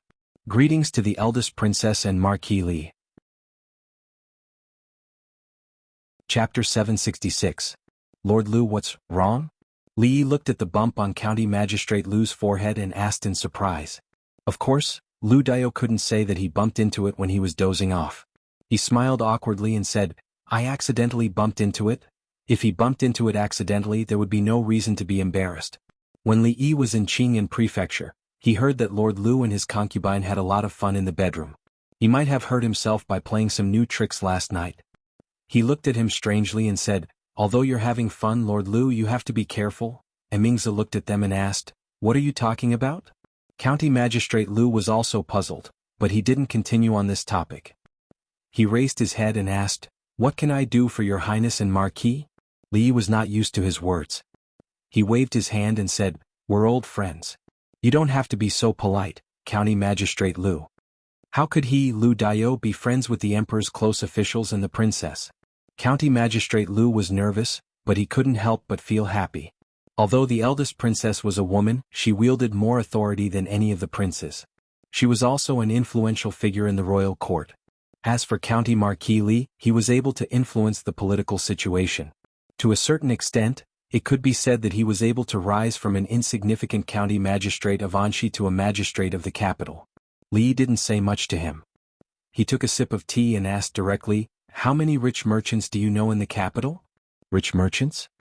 Although he didn't know why Li asked this question, County Magistrate Lu answered honestly, "Although I haven't been in the capital for long, I know many famous country gentlemen and rich merchants near the capital." With many years of experience as a county magistrate, Lu Dao knew clearly that if he wanted to make achievements in his jurisdiction, he had to build a good relationship with the local tyrants first. The capital was different from Anshi County. There were too many local tyrants here and all of them were pythons. He couldn't get close to those high-ranking officials and nobles, but he had gotten to know quite a few of the smaller tycoons and magnates over the past year. "That's easy." Li nodded, looked at County Magistrate Lu and said, "There's something I need to ask Lord Lu to do." "I'll be very busy these days," County Magistrate Lu smiled and said, "It's my honor to work for Marquis and Her Highness." He had been with Li Yi for a long time so he wouldn't refuse these things. After a while, County Magistrate Lu paced back and forth in the county government office alone, his face full of excitement. If the Marquis and the Princess had any good things, they would always think of him first. If this matter was completed, how great a merit would it be?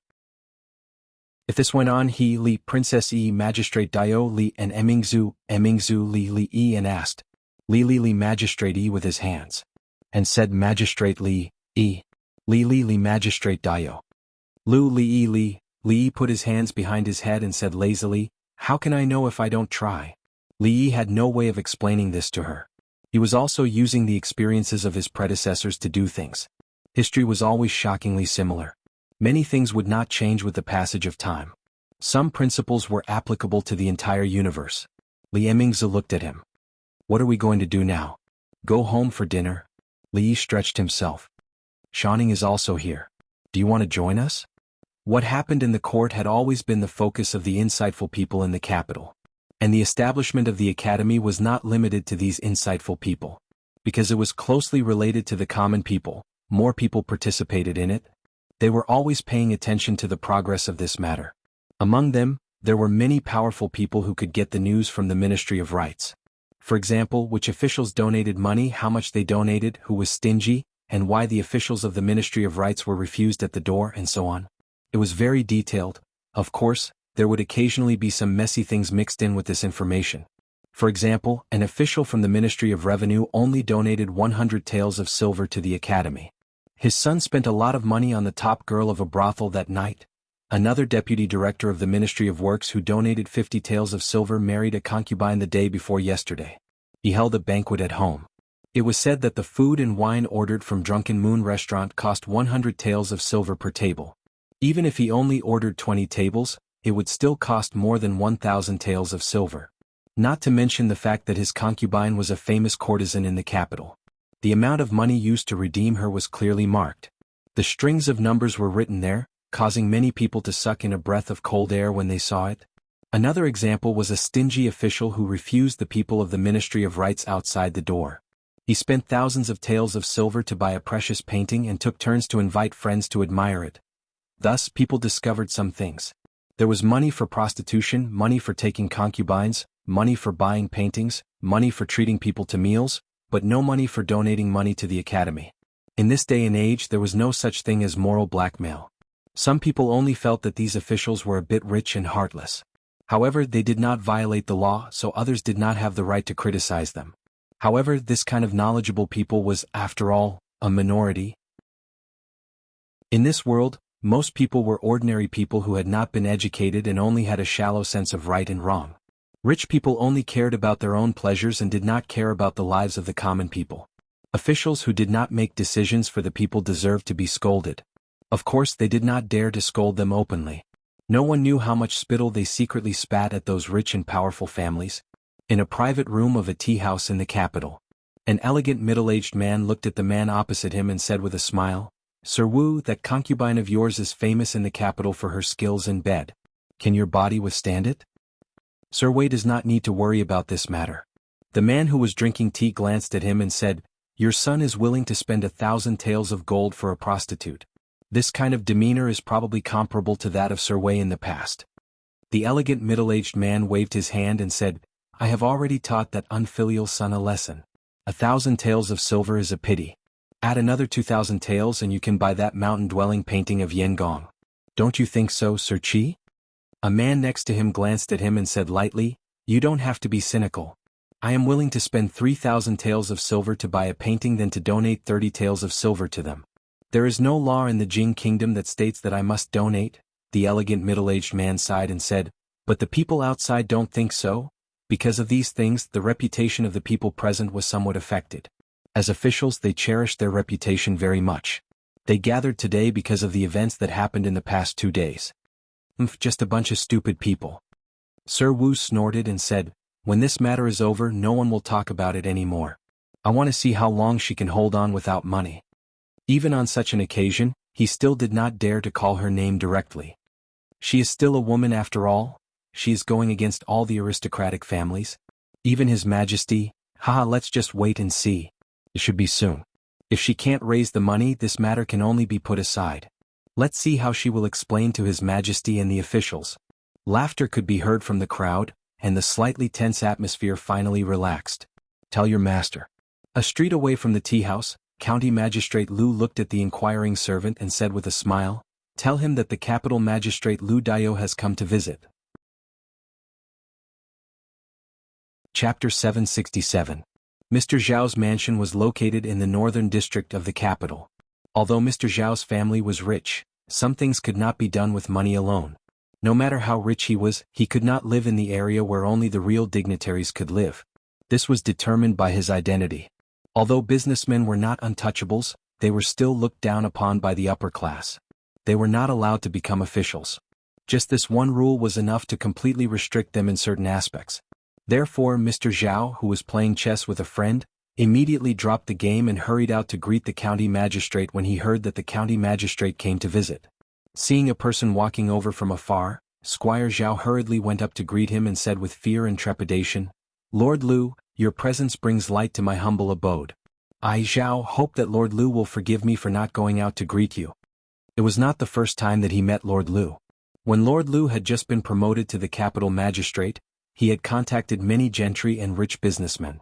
This was probably what every county magistrate would do after taking office. At that time, Mr. Zhao only clinked his cup with him and did not even have the chance to talk to him. Today, County Magistrate Lu came to visit him in person. His purpose was unknown, but it was impossible for him to play chess with him. Mr. Zhao immediately became nervous. County Magistrate Lu smiled and said, "Haha, if Mr. Zhao's mansion can be called a humble abode, then I really don't know how to describe my county government."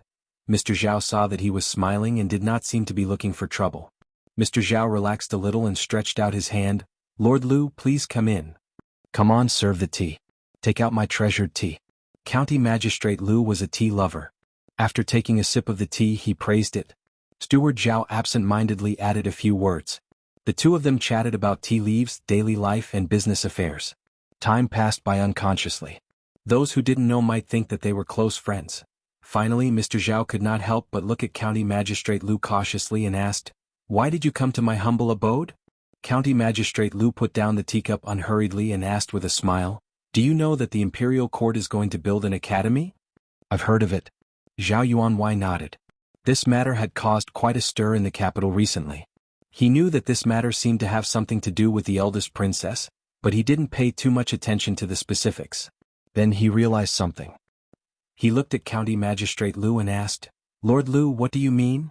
"To tell you the truth, we've encountered some difficulties in raising funds for the academy." County Magistrate Lu looked at Squire Zhao with a smile and asked, "I wonder if Squire Zhao is willing to be generous and do something for the poor students in the world?" Zhao Yuanwei was taken aback. Poor students? Poor students? What did it have to do with him? Why did he have to be so generous? It turned out that this Lord Lu had come today to ask him to donate money. The Zhao family was indeed rich, but this money did not grow on trees. Why should he donate it? A trace of dissatisfaction flashed in the depths of Zhao Yuanwei's eyes, but he didn't show it. The smile on his face became brighter and he said, "Of course I'm willing. I've always wanted to do something for the country. Zhao Fu, go to the accountant and get 100 taels of silver." 100 taels of silver was not much for him. It wouldn't cost him much and he could give this Lord Lu an explanation. He didn't refuse at all. It was not a wise choice to offend County Magistrate Lu for a little money. So he simply set the amount so that County Magistrate Lu wouldn't ask again. County Magistrate Lu still had a smile on his face and said, "On behalf of the poor students in the world, I thank Squire Zhao in advance." Zhao Yuanwei nodded repeatedly, "It's my pleasure." The housekeeper of the Zhao family quickly took out 100 taels of silver, and naturally a runner helped to accept it. "I still have something to do, so I'll leave first." County Magistrate Lu and Zhao Yuanwei exchanged some polite words and then stood up to leave. Zhao Yuanwei stood up and said, "See Lord Lu off." Although he lost 100 taels of silver in vain, it was worth it to see this bodhisattva off. "If it weren't for the fact that I really can't take out so much silver, I would like to donate more." When they walked to the gate of the mansion, County Magistrate Lu shook his head and said, "Squire Su from the south of the city donated 3,000 taels of silver to a library for the academy. Shopkeeper Zhang from the north of the city donated 1,000 taels of silver to a school. I'm afraid both of them have the opportunity to be listed on the academy stele. I'm very envious." Academy stele. Dare I ask, what is an academy stele? Zhao Yuanwei didn't hear him mention this matter just now, so he asked doubtfully. County Magistrate Lu smiled and explained, "To build so many academies in various places, a large amount of silver is needed. The National Treasury can't take out so much money in a short time, so we can only collect donations from various places. When Squire Su donated to the library, a stele will be erected in front of the library. It will clearly state who donated it so that the students will remember who gave them books to study and whose kindness they should be indebted to. In front of the school donated by shopkeeper Zhang, there will also be a similar stele. As for the academy stele, it will be erected in front of the entire academy. You will see it before you enter the gate. It is personally written by His Majesty. Anyone who has contributed to the academy can be nominated on the academy stele. The purpose is to let the students remember who gave them everything they have. Unfortunately, the academy stele will only be erected once. After this time, unless one has made an extremely significant contribution to the academy, it will be impossible to be nominated." Hearing this, Zhao Yuanwei stopped in his tracks and stood there in a daze. This Sir Lu didn't mention this to him just now. Zhao Ritian had spent half of his life in business. It was fine if people looked down on him, but he didn't want his children and grandchildren to be like this. He didn't want his children to be unable to hold their heads up high forever and never be able to walk with their backs straight. Therefore he didn't mind spending a lot of money to hire the best teachers for his son, buying the best paper and pens. He even hired 4 study companions. Wasn't it all for the sake of his son's future success, to pass the imperial examinations, and for the Zhao family to get rid of the shadow of being a family of merchants? Why did he do all this? Wasn't it for fame? Donating to the school, donating to the library, and carving his name on the stele in front of the academy. That stele was personally written by His Majesty? From today onwards, who would dare to look down on him, Zhao Ritian? Who would dare to be dissatisfied? If you have the ability, why don't you carve your name on the stele and let His Majesty personally write it? That was an academy after all. Who knew how many people who graduated from there would achieve success and fame in the future, soaring into the sky with a single leap? At that time, perhaps those officials in the imperial court would occasionally remember the familiar name they saw on the academy's monument when they were young and studying. Zhao Ritian. Even if there was only one person who remembered it, it was enough for him and the Zhao family. Not to mention how much those high-ranking officials would remember the kindness of the past. Other than the tombstone, to be able to carve his name on the stele was something that he could brag about for the rest of his life. Just now, County Magistrate Lu said that this opportunity was only available once. If he missed this opportunity, there wouldn't be another one like this. Damn Squire Su. He was indebted to him in the past, but he didn't bring him along for such a good thing. A hint of anger appeared on Zhao Yuanwei's face, but it quickly disappeared. The smile on his face was unprecedentedly bright. He caught up with County Magistrate Lu in a few steps. Seeing that County Magistrate Lu was about to step out of the mansion, he hurriedly said, "Sir, please wait." County Magistrate Lu looked back at him and smiled. "Oh, Squire Zhao, is there anything else?" Chapter 768. About the donation of silver. I suddenly feel that we should do our part in such a good thing for the country and the people. Only by building more academies can more poor students have access to education and cultivate more talents for the country. Yes, that's it. The more Officer Zhao spoke, the more confident he became. In the end, the expression on his face became extremely sincere and proud. "So, I want to donate more silver to the academy. Lord Lu, Let's talk about it in detail? County Magistrate Lu nodded and said with a smile, I'm very pleased that Officer Zhao has such a kind intention. Sir, please? Officer Zhao, please? 3,000 taels of silver was not a small amount even for the Zhao family. However, he had worked hard for silver all his life. At this moment, silver itself was not so important to him. When one reached such a position, he would understand that some things couldn't be bought with silver. Some things couldn't be solved with silver. Therefore, after thinking for a long time, he gave another number. It was 30 times more than the 100 taels he had promised. County Magistrate Lu said with a smile, Officer Zhao, if you are generous, the poor students of the academy will remember you. It's all for the country. Officer Zhao was waiting for this sentence. He couldn't confirm whether what County Magistrate Lu said was true or not, but he thought that County Magistrate Lu wouldn't lie to him. After all, County Magistrate Lu was a high-ranking official and couldn't lie to him. There's one more thing I need to ask of Officer Zhao, County Magistrate Lu said while looking at him. Sir, please speak your mind. I'm not familiar with the rich merchants around the capital city. I hope Officer Zhao can visit them. After all, one person's strength is limited. If there are more people as generous as Officer Zhao, of course. Don't worry, I'll take care of it. Officer Zhao answered repeatedly with a burst of ecstasy in his heart. The importance of this matter was self-evident. County Magistrate Lu actually entrusted this important task to him. If he could handle this matter well and properly, he would have a say in the county magistrate's office in the future, let alone in the long run. This was something that couldn't be bought with 3,000 taels of silver.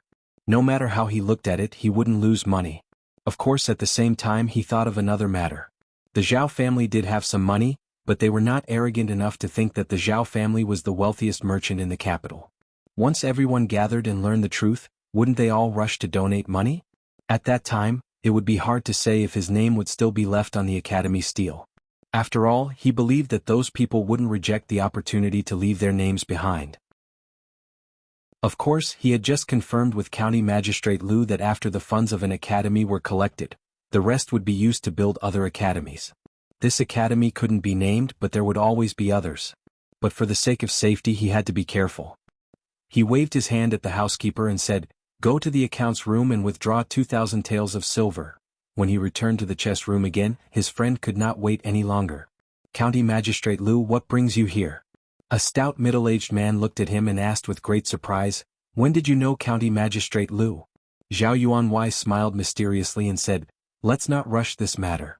I have something great to tell you, as expected of Lord Li. County Magistrate Lu walked out of the Zhao mansion, sighed and murmured, Brilliant, really brilliant.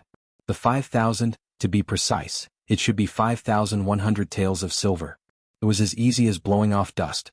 He didn't even need to say anything, and the other party would take the initiative to come to him, as if afraid that he wouldn't accept it. It was even easier than robbing. He knew how cold the officials from the Ministry of Rights were treated when they went to visit each and every one of them. It was really a world of difference. Moreover, after walking out of the Zhao mansion, he thought of a more important thing. It was true that merchants loved their names, but some people seemed to love their names even more.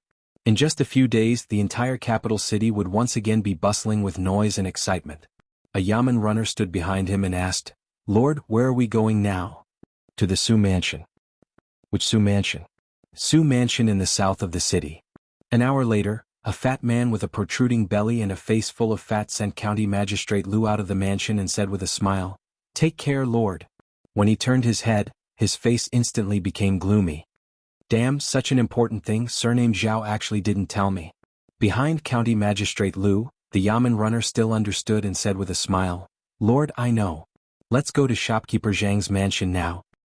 Hee, father, you lost again. The proud Lolita jumped up from her seat and shouted happily. If she won 10 games against her father, she could go out of the palace to play once. If she won 20 games against her father, she could also bring Yongning. Therefore she now played chess with her father every day. She had saved up for many days. She had already decided in her heart that when she had saved 10 days for both of them, she could go out of the palace with Yongning and did not need to come back for 10 days. Emperor Jing touched her head lovingly and said, Shaning, go play first. Father is a little tired. We will play again in the afternoon. The proud Lolita nodded obediently. Although she also wanted to save enough time to go out of the palace earlier, her father's health was not good. She had grown up and had to be sensible. She could not let her father be tired. Looking at her jumping away, a trace of guilt appeared on Emperor Jing's face. As a father, he still felt a little sorry for using such a method to keep his daughter by his side to play chess with him. The most difficult thing was handed over to Emingzu and Li Yi. There were no important state affairs these days. It was not easy to have a few days of leisure, but his heart was still worried about some things. He put away the chess pieces and asked, "What has Emingzu been doing these days?" "Her Highness has been in the palace." Chengda's voice came over. "Apart from practicing every day, there is no... Oh, by the way, Her Highness is still learning to cook." "Cooking?" There was some doubt in Emperor Jing's voice. Emingzu liked to play with knives and swords since she was a child, but it was definitely not a kitchen knife. When did she become interested in these things? "Yes, cooking." Chengda nodded and said, "She often asks the catering bureau to send things over to make soup and so on." Emperor Jing was puzzled for a moment and no longer thought about these things. He asked, "What about Li Yi?" "At home, he goes out occasionally, but it is to accompany his wife for a walk." Emperor Jing frowned and murmured, "What are they doing?" He did not set a deadline for this matter, but the voices in the court about this matter were not small. The pressure that fell on them was certainly not light. How could they be so leisurely? After thinking about it, he asked, "Has there been anything strange about the two of them recently?" Chengda said, "A few days ago, Her Highness went out of the palace with him to see the capital's governor, Lu Dayo. After that, the two of them did not have any contact with anyone." Emperor Jing was not unfamiliar with the name Lu Dayo. This person had some abilities. His most prominent characteristic was that he could stand in the perspective of ordinary people. He had a keen insight that many ministers in the court did not have.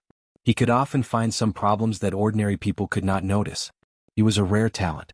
Emperor Jing put away all the chess pieces and said, "Find out what Lu Dayo has been doing these days." Chapter 769. The Secret Intelligence Department was the most feared institution among the officials. The 6 ministries and the Prime Minister had no right to order them around. They were directly responsible to the emperor.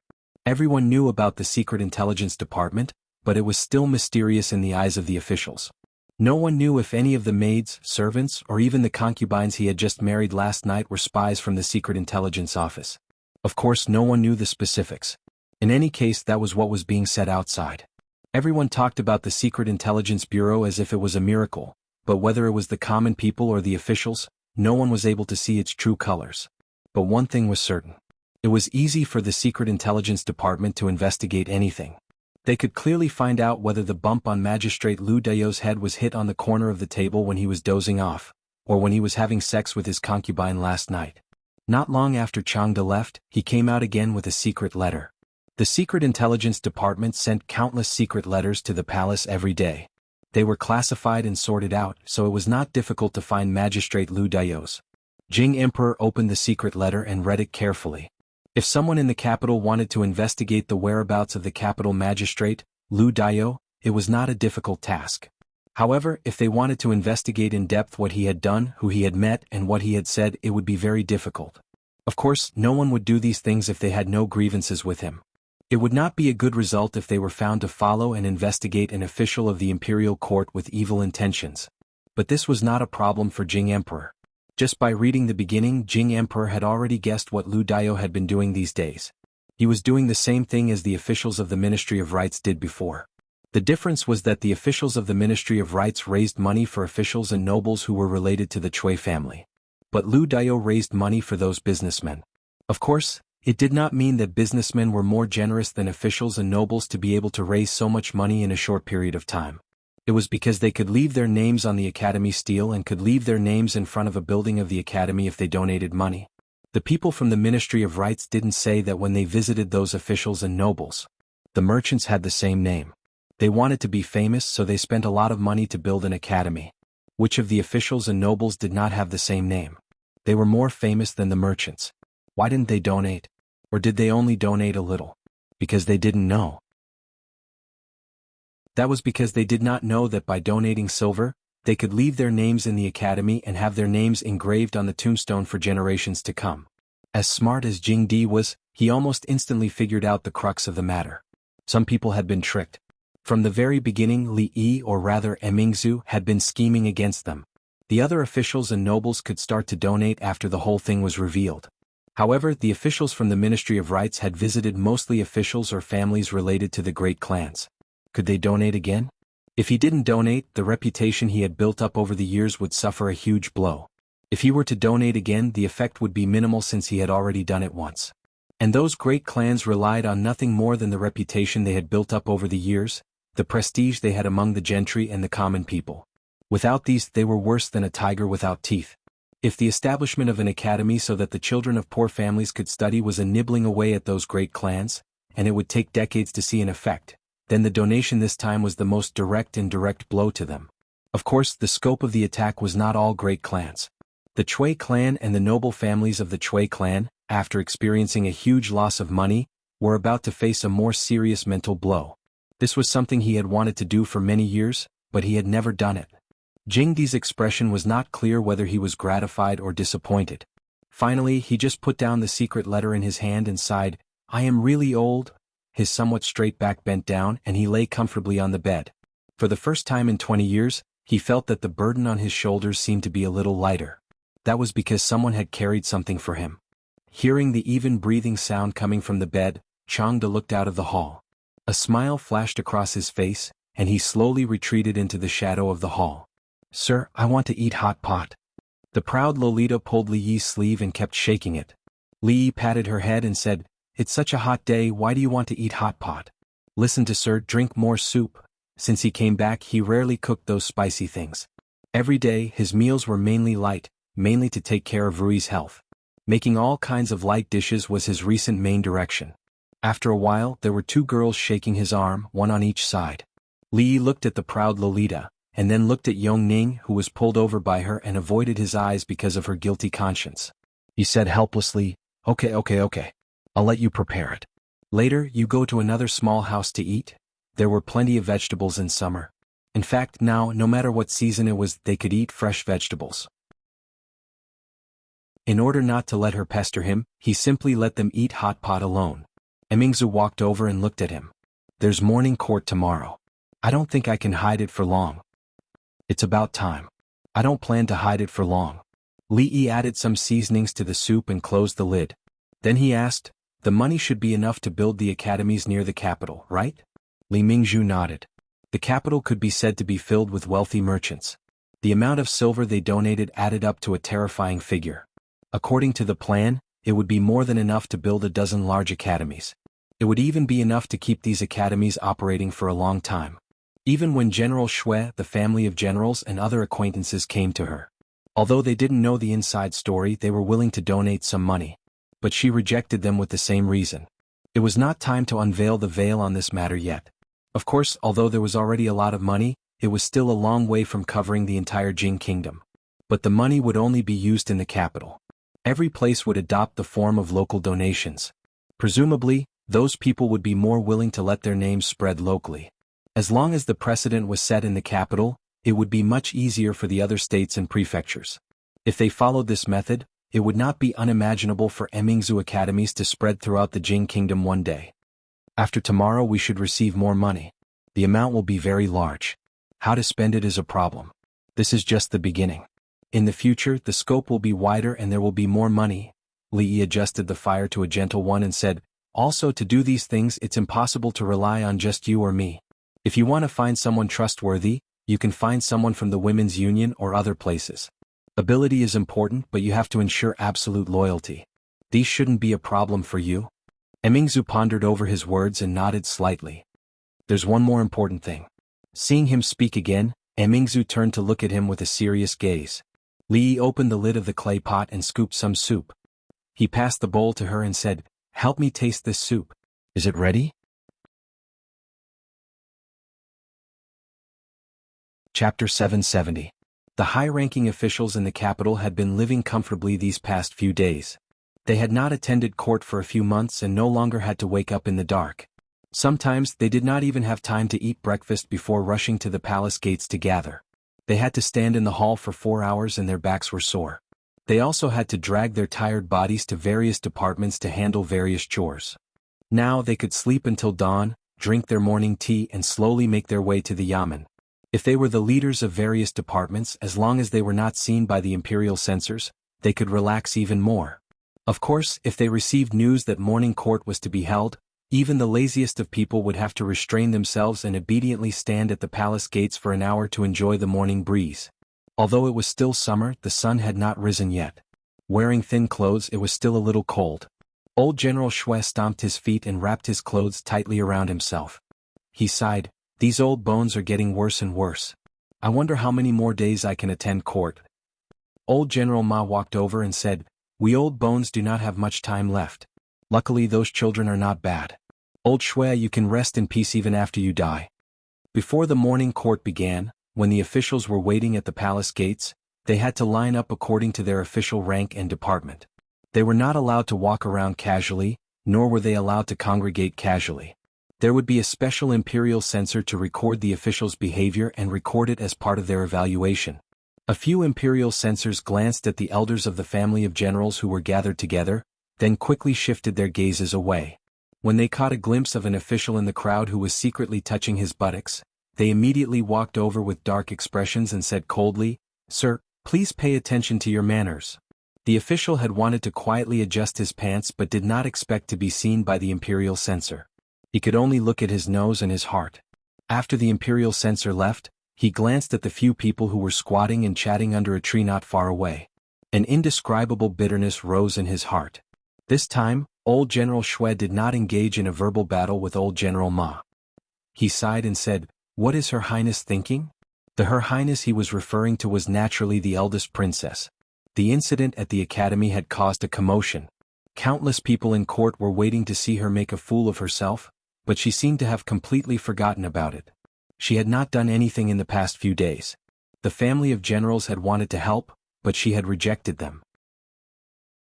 A red-faced old general thought for a moment and said, "Her Highness has always had her own ideas. I believe we will know in court today." Due to their special status, the family of generals maintained a distant relationship with all the princes. However, the eldest princess was different. She was a woman, and even if she was close to the family of generals, it would not attract criticism. Moreover, the family of generals and the princess residence were closely connected in terms of interests. They were bound together for good or ill. Even if they put aside their feelings, they would naturally pay attention to her matters. In recent days, the emperor, who was ill, had almost handed over all the political affairs to the Minister of State to handle. However, every once in a while, he would still hold a morning court session to ensure that he would not be too distant from the political affairs. The flood of the two provinces was still an extremely important matter. How to control the flood, how to properly settle the refugees, and how to rebuild after the disaster were all important matters for the imperial court. There would be news coming from the front lines almost every day. However, the disaster this time was obviously different from the previous years. The original method could not be used, and the situation was not optimistic. After a round of recommendation by the court officials, the emperor reselected officials who were good at controlling the flood. This matter was temporarily put aside. The focus of the debate in the court shifted to another matter. The establishment of the eldest princess's academy could be said to be closely affecting the hearts of many courtiers. Regardless of their intentions, there was no doubt that countless people were concerned about the progress of this matter. Emperor Jing looked down and said faintly, "Lu Dao, tell me, how is the establishment of the academy going?" This caused many people in the court to be slightly stunned. The name Lu Dao was unfamiliar to them. Although there were many officials in the imperial court and it was impossible for them to know all of them, it was not to the extent that they had never heard of their names. This could only be blamed on the position of the magistrate of the capital city. It was not big, but it was not small either. In the local area, it was already the head of a county. In the capital city, it was wandering on the edge of the court. It was not even qualified to be noticed by some people. Of course, what surprised them was not this unfamiliar official, but the establishment of the academy. It was clearly the eldest princess who had undertaken the task. Where did this Lu Dao come from? Seeing a person coming out from the back, many people were already thinking about something. However, some people still faintly revealed expressions of ridicule and disdain on their faces. From their point of view, this kind of matter was simply impossible.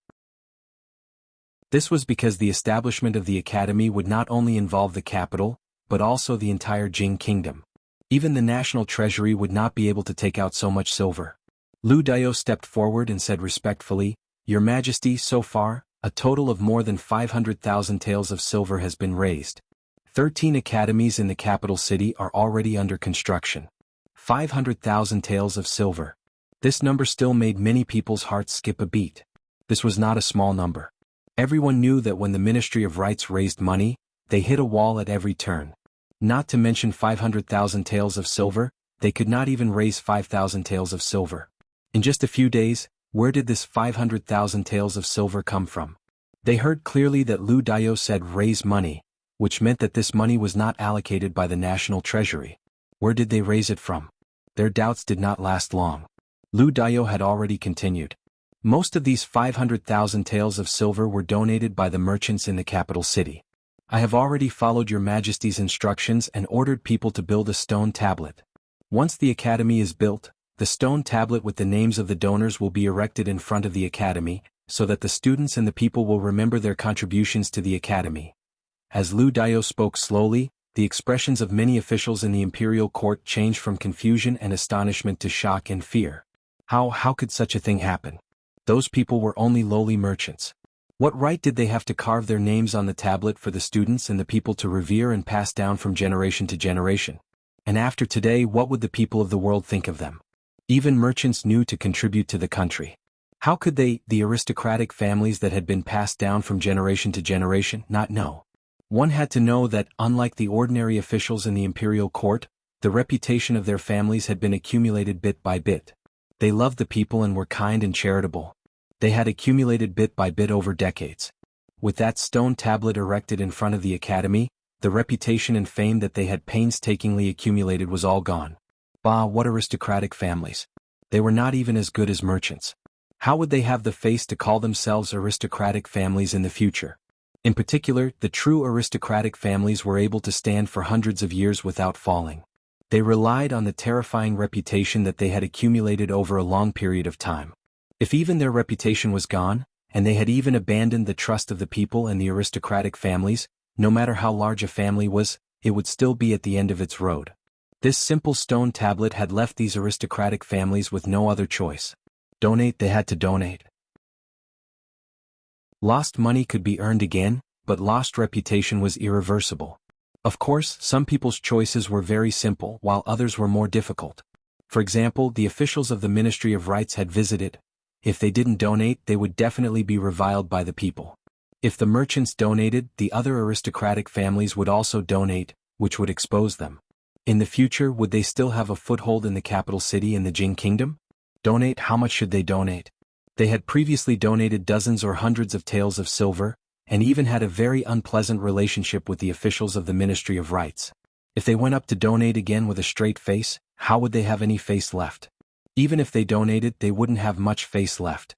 It was obviously a remedial measure which would make people despise them even more. So here came the problem.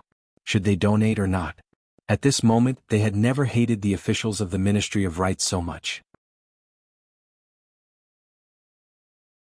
Chapter 771. At this moment, many people from the Ministry of Rights were in the court. Feeling the resentful gazes around them, they groaned inwardly and felt extremely wronged. They were the ones who did it, but they were also following orders. The fundraising was ordered by the eldest princess, and the withdrawal was ordered by imperial concubine Shui. If they could persist until the end, it would be fine. Even if they would offend so many people, offending a few people was nothing compared to the huge credit they would get for helping the establishment of the academy. However, the problem was that they gave up halfway. He had offended so many officials and clans for no good reason, and all the credit had been snatched away by that Lu Dao. He had really suffered a great loss on this errand. If they had known that the eldest princess and His Majesty had such a plan, they would not have pulled themselves out of this matter.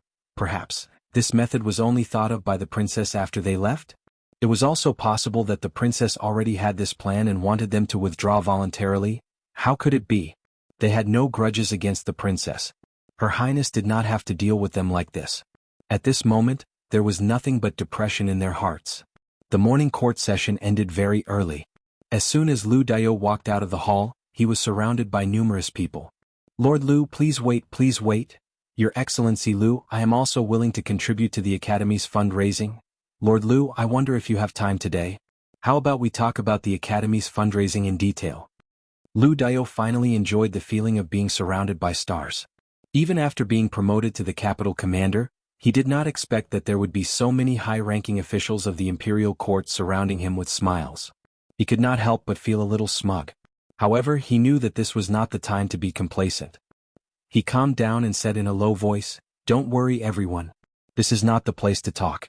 If you want to donate, please send someone to the government office to register as soon as possible." Old General Shui stood at the door of the hall and looked at Lu Daiyou, who was surrounded by people. He stroked his beard and said, "Your Highness's method is brilliant, really brilliant. Why didn't I think that there would be such a marvelous technique?" Old General Ma sighed and said, "It was originally a matter of asking for help, but it has been completely reversed. Countless people are fighting to donate money. This method is not only suitable for the capital, it is applicable everywhere. Even the local academies can be built using this method. The world is full of people who cherish their names. Wonderful, wonderful."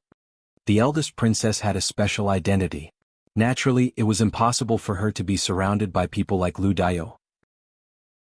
However, there were many people who looked at her with more emotions than before. Even though she had done many things that men couldn't do before, they couldn't help but look down on her because of her gender. However, after this incident, no matter who it was, they had to seriously retract their underestimation of her. Some people even rejoiced in their hearts. Fortunately, she was a woman. Fortunately, she was only a princess.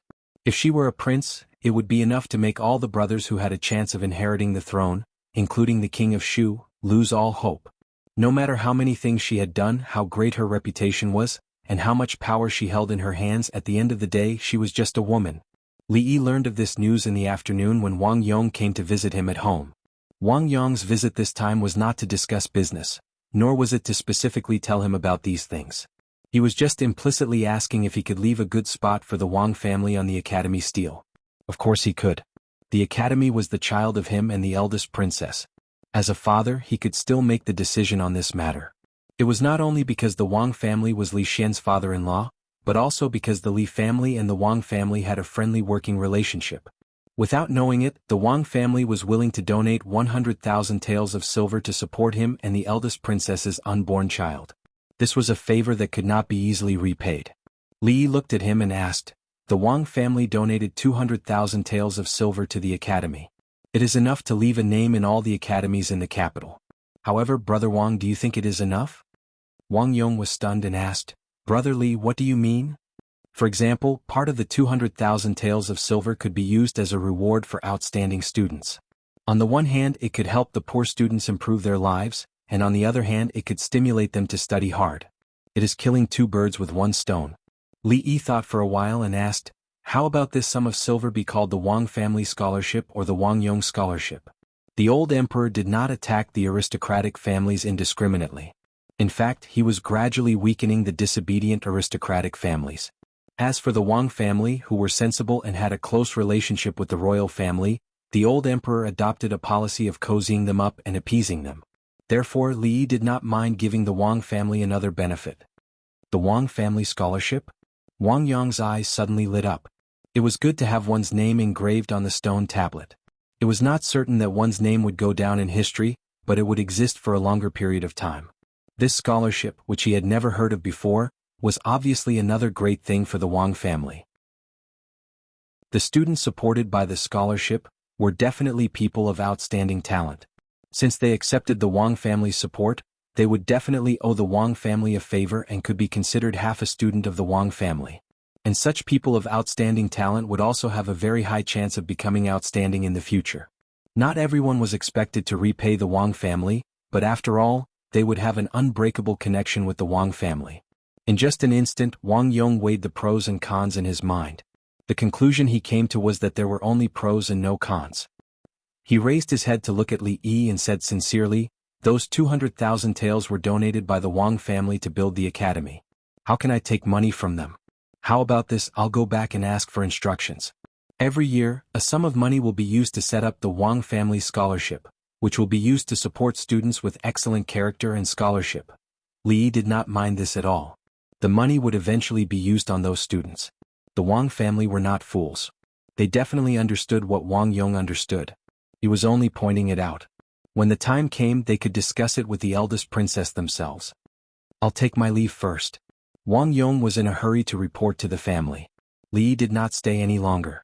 From now on he did not need to interfere in this matter anymore. Education was a century-long project. It would take a long time to show its effects. But now that the foundation was stable, there would be fewer obstacles in the future. He had written down everything about the academy in great detail on a piece of paper. Her Highness just had to follow the prescribed order. Of course, she still had to control some of the details herself. Li did not want to arrange everything for her. She was able to handle the women's union, various businesses, and the affairs of the women's college so perfectly. It was enough to show her ability. There would be more things she had to decide and deal with in the future. She could not become dependent. Li needed to extinguish the seeds that had just arisen as soon as possible.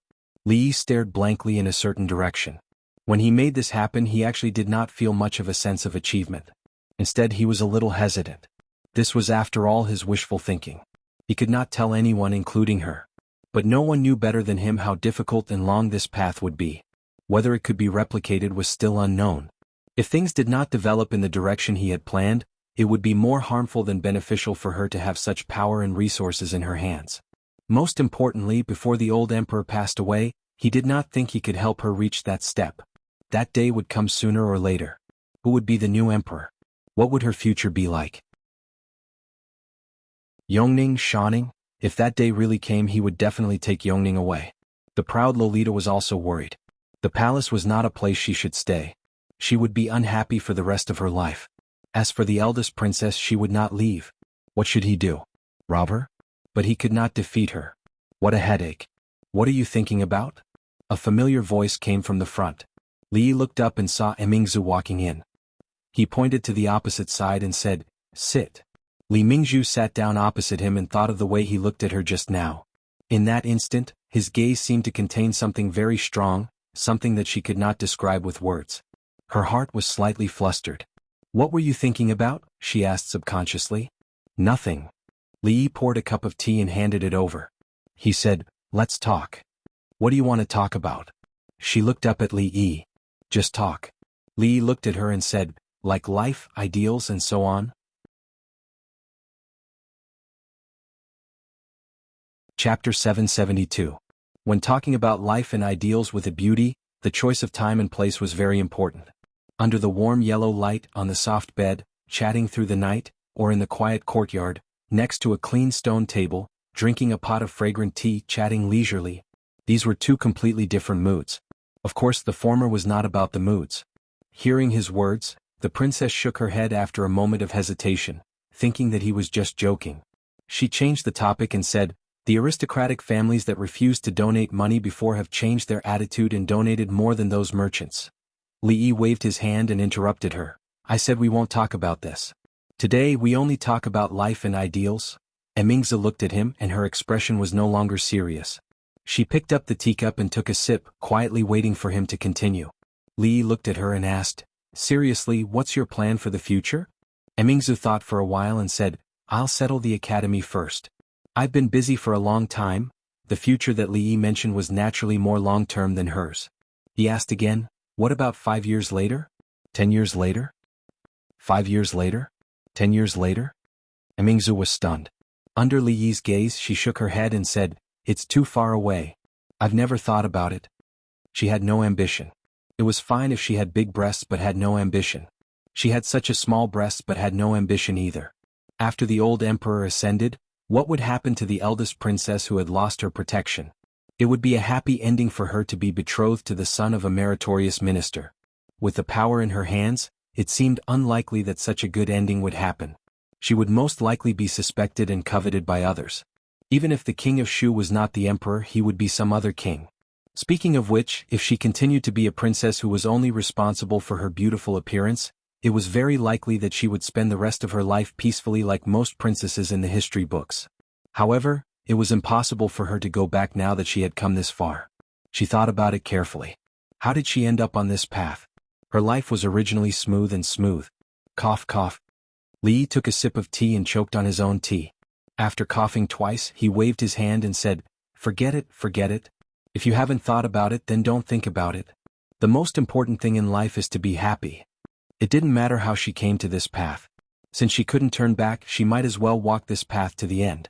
It would be great if she could wait for the light of dawn, but if she couldn't, she would just rob it. As for the rest of the mess, who wanted to mess with it, as soon as his thoughts were clear, he felt as though his entire being had relaxed. When Emingza looked at Li Yi, she realized that he was also looking at her. His gaze was very strange. There was hope, worry and love in his eyes. Behind those indescribable gazes, there was a kind of emotion that she could clearly feel. The will to fight. Although she didn't know why he would have such thoughts at this moment, she felt that it was funny. She looked at Li Yi with a faint smile and asked, "You want to fight with me?" Li Yi was actually thinking that he might not be a match for the eldest princess at that time. Should he ask for a helper or something? He was startled when he heard that and then laughed. "Are you kidding me? Why would I want to fight with you? The soup is still boiling in the kitchen. I'll go and see if it's ready. By the way, are you thirsty? Do you want me to serve you a bowl of soup?" Although he hadn't fought with her before, he was definitely not a match for someone who could fight with Mississippi Lu. Just the thought of fighting with her made him feel a dull pain in his butt again. The two little girls were better. Girls should be gentle and virtuous. Why should they learn martial arts?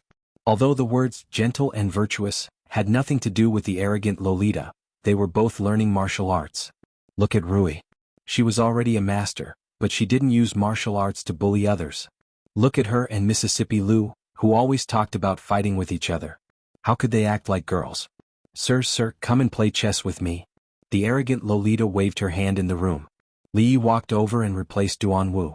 As long as the word chess was involved, the arrogant Lolita couldn't be treated as a child. Even an adult would fall into her hands if they weren't careful. It was said that the old emperor had lost dozens of games to her. She was now obsessed with Gamoku. Ever since Li Yi taught her this way of playing, the entire women's college, including the teachers and students, were unwilling to play with her in a few days. It was not easy to find someone who was willing to play chess with her. Li Yi and the arrogant Lolita played chess. Yong Ning stood beside him with her hands behind her back and her head peeking at the chessboard. Thinking of something, Li Yi looked at her and asked with a smile, "Cindy, if I'm going to a place far away and won't come back for a long time, would you be willing to go with me?" The little girl was stunned for a moment. The expression on her little face immediately became nervous. She pulled Li Yi's arm and asked hurriedly, "Where are you going?" "A place far away from here. There might be no rocking cars, no merry-go-round, no delicious food, no fun. Wherever Big Brother goes, XNE will go." Before Li Yi could finish, the little girl hugged his arm and said with a serious face. She clenched her fists tightly, as though she was worried that Li Yi would disappear if she let go. With her small heart, she could not imagine what the world would be like without her brother. No one would tell her the story of the beautiful sheep, and no one would understand what she said. They would think that Cindy was crazy, a bad child who lied. She was not willing to go back to the past. Li Yi touched her head lovingly and hugged her in his arms. He said, "Don't worry, wherever I go, I will bring Cindy." The little girl nodded obediently and stretched out her little hand. Pinky swear. From her point of view, the matter of pinky swear was a promise that could not be changed. The arrogant Lolita looked at the opposite side vigilantly. Sir always said things that she did not understand to Yong Ning. Just now he said that he was going to leave and pinky swear, but he did not say anything to her. Could it be that they wanted to elope behind my back? She looked at Li Yi and did not even call him sir anymore. She asked suspiciously, "Where are you going?" Li Yi looked at her and asked, "We are going to a very far place. Does Shanning want to go?" Although Mr. Wang said that there was nothing delicious or fun in the place they were going to, she didn't believe it at all. As long as Mr. Wang was there was nothing delicious or fun. Even if there was nothing, Mr. Wang could make it appear just like before. However, if it was really far, her father would not agree. She hesitated and asked, "How far?" "Very, very far. It will take more than a month to walk out of the capital." Ah. The arrogant Lolita looked defeated. The farthest place she had been to was Sir's house. She could not imagine how far it would take more than a month to walk out of the capital. Her father would definitely not agree. She sighed and looked at Li Yi with some hidden bitterness in her eyes. "But father will not agree to me going to such a far place." Of course, Li Yi could not tell her that this was all after her father left. At that time she would no longer be the carefree little princess she was now. She would have to face the ugliness of the adult world. Li Yi nodded and said, "Forget it. The place we are going to is very dangerous. We will have to fight mountain bandits and catch bandits with the heroes of Jianghu. You are a girl, it is better for you to stay in the palace." Fight mountain bandits and catch bandits? The arrogant Lolita suddenly widened her eyes and asked, "Like my royal sister, a heroine who catches bandits. She had admired 3 people since she was young. One was her father, one was her teacher, and the last one was her very, very powerful royal sister. When she heard that her royal sister left the palace to become a heroine and catch bandits, she was extremely envious and pestered her to tell her stories of chivalry. She had long thought that when she grew up to her royal sister, she would also leave the palace to become a heroine and travel the Jianghu, punishing evil and eliminating traitors. Li Yi nodded. They were both going to catch bandits, but what they were going to do in the future was much more exciting than catching bandits. Father will definitely not agree. The arrogant Lolita's eyes darted around as she muttered. At a certain moment, she suddenly grabbed Li Yi's arm and said with a face full of expectation, "How about we elope without father knowing?" Li Yi looked at her in shock. At a certain moment he suddenly felt very sinful. He felt like a bad uncle who kidnapped a little girl. Chapter 773. The proud Lolita was already 13 years old. In the future, 13-year-old girls already knew a lot of things. In this world, if a girl was born in a poor family, she would be able to support herself and even get married at the age of 13. However, the proud Lolita grew up in the palace. Among all the princes and princesses, she was the kind of person who was surrounded by the stars. She had never suffered much, so her mental age was obviously younger. Li Yi looked at her and explained helplessly, "Well, eloping requires 2 people who like each other first. Sir, don't you like shining?" The proud Lolita looked at him pitifully. Her big watery eyes blinked and she looked like she was about to cry. Li Yi covered his eyes and couldn't bear to look anymore. He nodded and said, "All right, I'll bring you along." Seeing that the proud Lolita was about to pounce on him, Li Yi hurriedly reached out his hand. "Stop, play chess properly." The proud Lolita rolled her eyes at Li Yi and sat back. If he didn't let her kiss him, then so be it. After a while they would elope together. Sir once wrote a poem, what was it again? If 2 people love each other for a long time, why would they stay together day and night? Since they were going to elope, one less kiss was no big deal. When he was in a good mood, his thoughts were naturally smooth. Even the speed at which he placed the chess pieces was much faster. Therefore, Li Yi soon realized that he was probably about to lose. Losing to his own disciple was a very embarrassing thing. Li Yi decided to concentrate and see if he could salvage the situation. "Look, what's that?" His face suddenly showed a look of surprise and pointed behind the proud Lolita. The proud Lolita turned her head and looked for a while before turning back with some dissatisfaction and muttering, "What? There's clearly nothing." She picked up a chess piece and was about to put it on the position that she had chosen just now. As long as this chess piece was placed, Sir would lose. However, her hand had only landed halfway when she looked at the chessboard in a daze with a puzzled expression. "Shining's Gamoku is getting better and better, but don't be proud. Continue to work hard." Li Yi smiled and patted her little head. He stood up and walked out of the house. "Sir, you cheated." After a moment of silence, a crisp sound rang out. A petite figure pounced over from behind. After a while, Li Yi shook his head and turned his collar up a little to hide the shallow bite marks on his neck. He did not know where she learned this from. She grabbed the neck and bit it. Although it was not heavy, if others saw it, it would be inappropriate for a princess to do so. How could an unmarried princess be so intimate with a man? He might even be mistaken for having a bad intention of abducting the princess. After the matter of the academy was completely settled, there were people to take care of everything. After sending away the arrogant Lolita, he had a lot of free time. He thought that after dinner, he would accompany Rui to the school of divination. The scenery by the lake was good, and fishing in the pavilion in the middle of the lake would be a small pleasure. He of Chang'an County Dean of Chang'an College, but had of free time. But in the past few days, the gate of the county government was almost broken by people. Of course, they didn't come to complain, but to give money. After the morning assembly that day, all the officials and aristocratic families in the capital city sent their servants to the county government to register. The amount of silver they donated increased from thousands to tens of thousands. In 2 days the amount had reached millions of silver. Of course, not only did they donate silver, but they also donated materials, mostly books.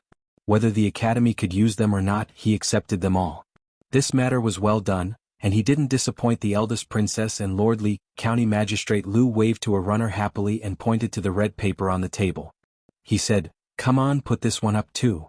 The outer wall of the county government had been covered with red paper. The black ink on the red paper was particularly conspicuous. It was a detailed record of the donations of the big families every day. After it was arranged according to the amount, it was posted outside the county government, attracting the attention of countless people.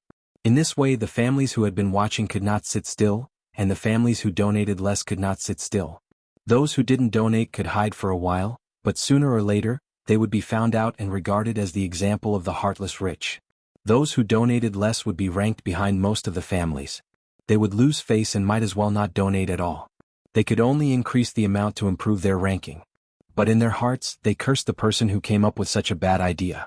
Fortunately, the reputation of the family could be preserved.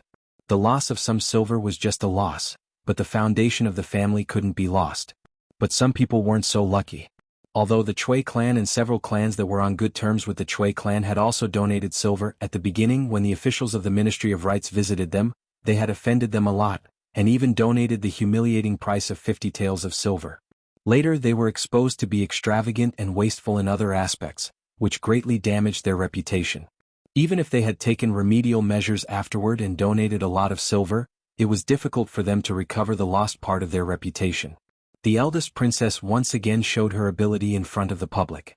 Although she didn't do it casually, it made the whole capital city and the whole Jing kingdom in the future excited. The word, a woman, probably wouldn't appear in people's minds for a long time. It was said that when Her Highness was a constable in Qing and Prefecture, she was nominally under the capital magistrate, Lu Daiyou. At that time he was just a small county magistrate. Thinking of this person's rise all the way to becoming the capital magistrate, and today's great achievements, some officials in the court also faintly expressed goodwill to Lu Daiyou when they donated silver. It was difficult for them to make friends with Her Highness, but Lu Daiyou was a breakthrough. Anyone could see that the eldest princess was different from other princesses. Maybe in the future they would have to rely on her more. It's hooked. It's hooked. Seeing the buoy move, the Tsundere Lolita shouted at the side. Li Yi shook his hand and caught a palm-sized fish from the lake. Li Yi felt that it was completely luck. Under such interference, the fish hadn't been scared away. The guy in charge of feeding the fish in the academy must have been often lazy. They were now on the pavilion in the middle of the lake in the Mathematics Academy. This lake, the center of the lake, and even the buildings by the lake were all personally built by the students of the Mathematics Academy. The fish in the lake had just been thrown in, so fishing was forbidden. Anyone who violated this rule would be punished by frog jumping 10 times around the field. Li Yi believed that the students of the Mathematics Academy would rather jump into the lake than frog jumping. Unfortunately, in the entire academy he was the only one who could punish himself. Li Yi handed the fishing rod to the arrogant lowly who was already itching to try. He held Ru Yi's hand and walked outside. Hello, headmaster. Although this headmaster had only been to the Mathematics Academy a few times, on the first day of admission, all the students had seen how powerful he was. Along the way, everyone they met bowed respectfully. Hello, teacher. Hello, mistress. Li Han was supervising a few students who hadn't finished their homework when he inadvertently glanced over and immediately straightened his body. This was almost a subconscious conditioned reflex. There was no Prince Jean in the academy, and there was no distinction between poor students and children of officials. There were only teachers, students, and classmates. Li Han wasn't as fat as before. He had lost a lot of weight in the past few months, and his face had even become a little angular. Li Yi was surprised to find that if this little fatty slimmed down, he would actually be quite handsome. The genes of the royal family were not bad. At least among the princes and princesses he had seen, none of them looked ugly. Taking a closer look, this kid looked a bit like Li Xian. He wondered what he would look like when he grew up. Li Xian adopted a laissez-faire policy towards the Academy of Sciences. No one knew where he found those mad scientists, but he didn't need to supervise them at all. He only went to check the progress every once in a while. Most of the time he was in the Mathematics Academy. At this time he and the young man named Xin Shu, whom Li Yi had met once or twice, were sitting in the pavilion in front of them. They seemed to be studying some profound problem. Li Yi looked at the booklet in his hand. It was the one he had given him before. There were some basic physical and chemical knowledge in it. It was hard to imagine that besides Li Xian, there was actually someone who was interested in these things. No wonder Li Xian could stick with him all day long. From the day that Princess Shixi was found to be pregnant, she was taken to the palace by the Empress. Li Xian had to get the Empress's permission to see her. Except for Princess Shixi, he didn't have any other concubines. For such a long time he didn't find a woman but found a man. This was really worrying.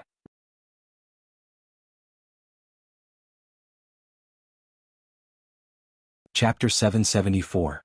He didn't know what the two of them were studying, but they seemed to be very engrossed. When Li Yi and Rui walked past them, Li Xian didn't even notice. Li Yi couldn't help but sigh.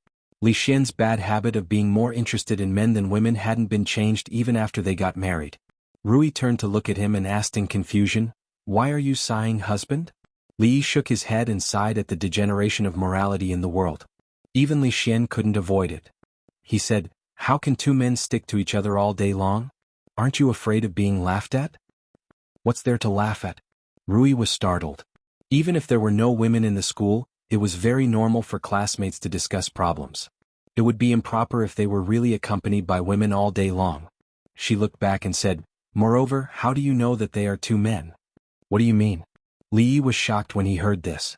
Could it be that during the time when he was not in the capital, Li Xian actually... Impossible, there was no such magical technology in this era. He looked at Rui and said in surprise, "My wife, do you mean that Xin Shu is a woman?" Thinking about the last time he saw Xin Shu, he found that he was a little effeminate. As for whether he had an Adam's apple or not, he really didn't notice it. After all, he didn't look at him carefully. Besides, scholars in this era tended to be a little submissive. Some people didn't have an obvious Adam's apple, so he didn't have the preconceived idea that she was a man. So Li Yi felt that what Rui said was very likely. Rui nodded and said, "When she came to our house last time, I found that this young Master Shen should be a woman dressed as a man." Li Yi had previously ridiculed the TV series for not being able to see women dressed as men. Now it seemed that it was not the case in the TV series at all.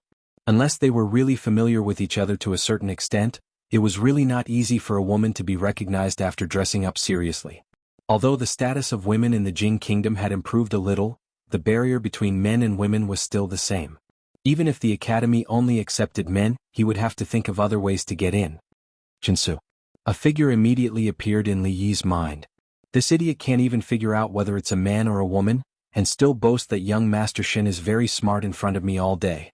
Li Yi doesn't intend to expose her. It's better to let Li Xian discover this kind of thing by himself.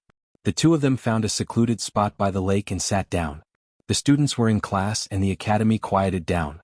A gentle breeze blew across the surface of the lake, causing the ripples to ripple. Holding hands with her, the whole world seemed to become quiet. Quiet and tranquil. "My husband, do you like boys or girls?" Rui suddenly asked. Li Yi thought for a moment and said, "Girls." Rui asked, "Why?" "Girls are like wives, so they must be very obedient. But you have to be careful, and you can't let Rui lead them astray." "My husband, please don't let Rui hear what you said." Li Yi turned his head and looked around. Mississippi Lu didn't follow him out today, so she shouldn't suddenly appear. Then he turned back, curled his lips and said, "So what if she hears it? Do you think I will be afraid of her?" His eyes inadvertently looked around again and he finally completely relaxed. Rui looked at the lake and murmured, "In a few days Rui will be 18 years old." Mississippi Lu wasn't 18 years old yet, which meant that he couldn't even defeat a child. Realizing that the Princess Royal didn't seem to be 18 years old, Li Yi suddenly felt a little sour in his heart. Rui continued, "She won't tell me some things in her heart. In a few years she will be married and I don't know if she has a crush on someone."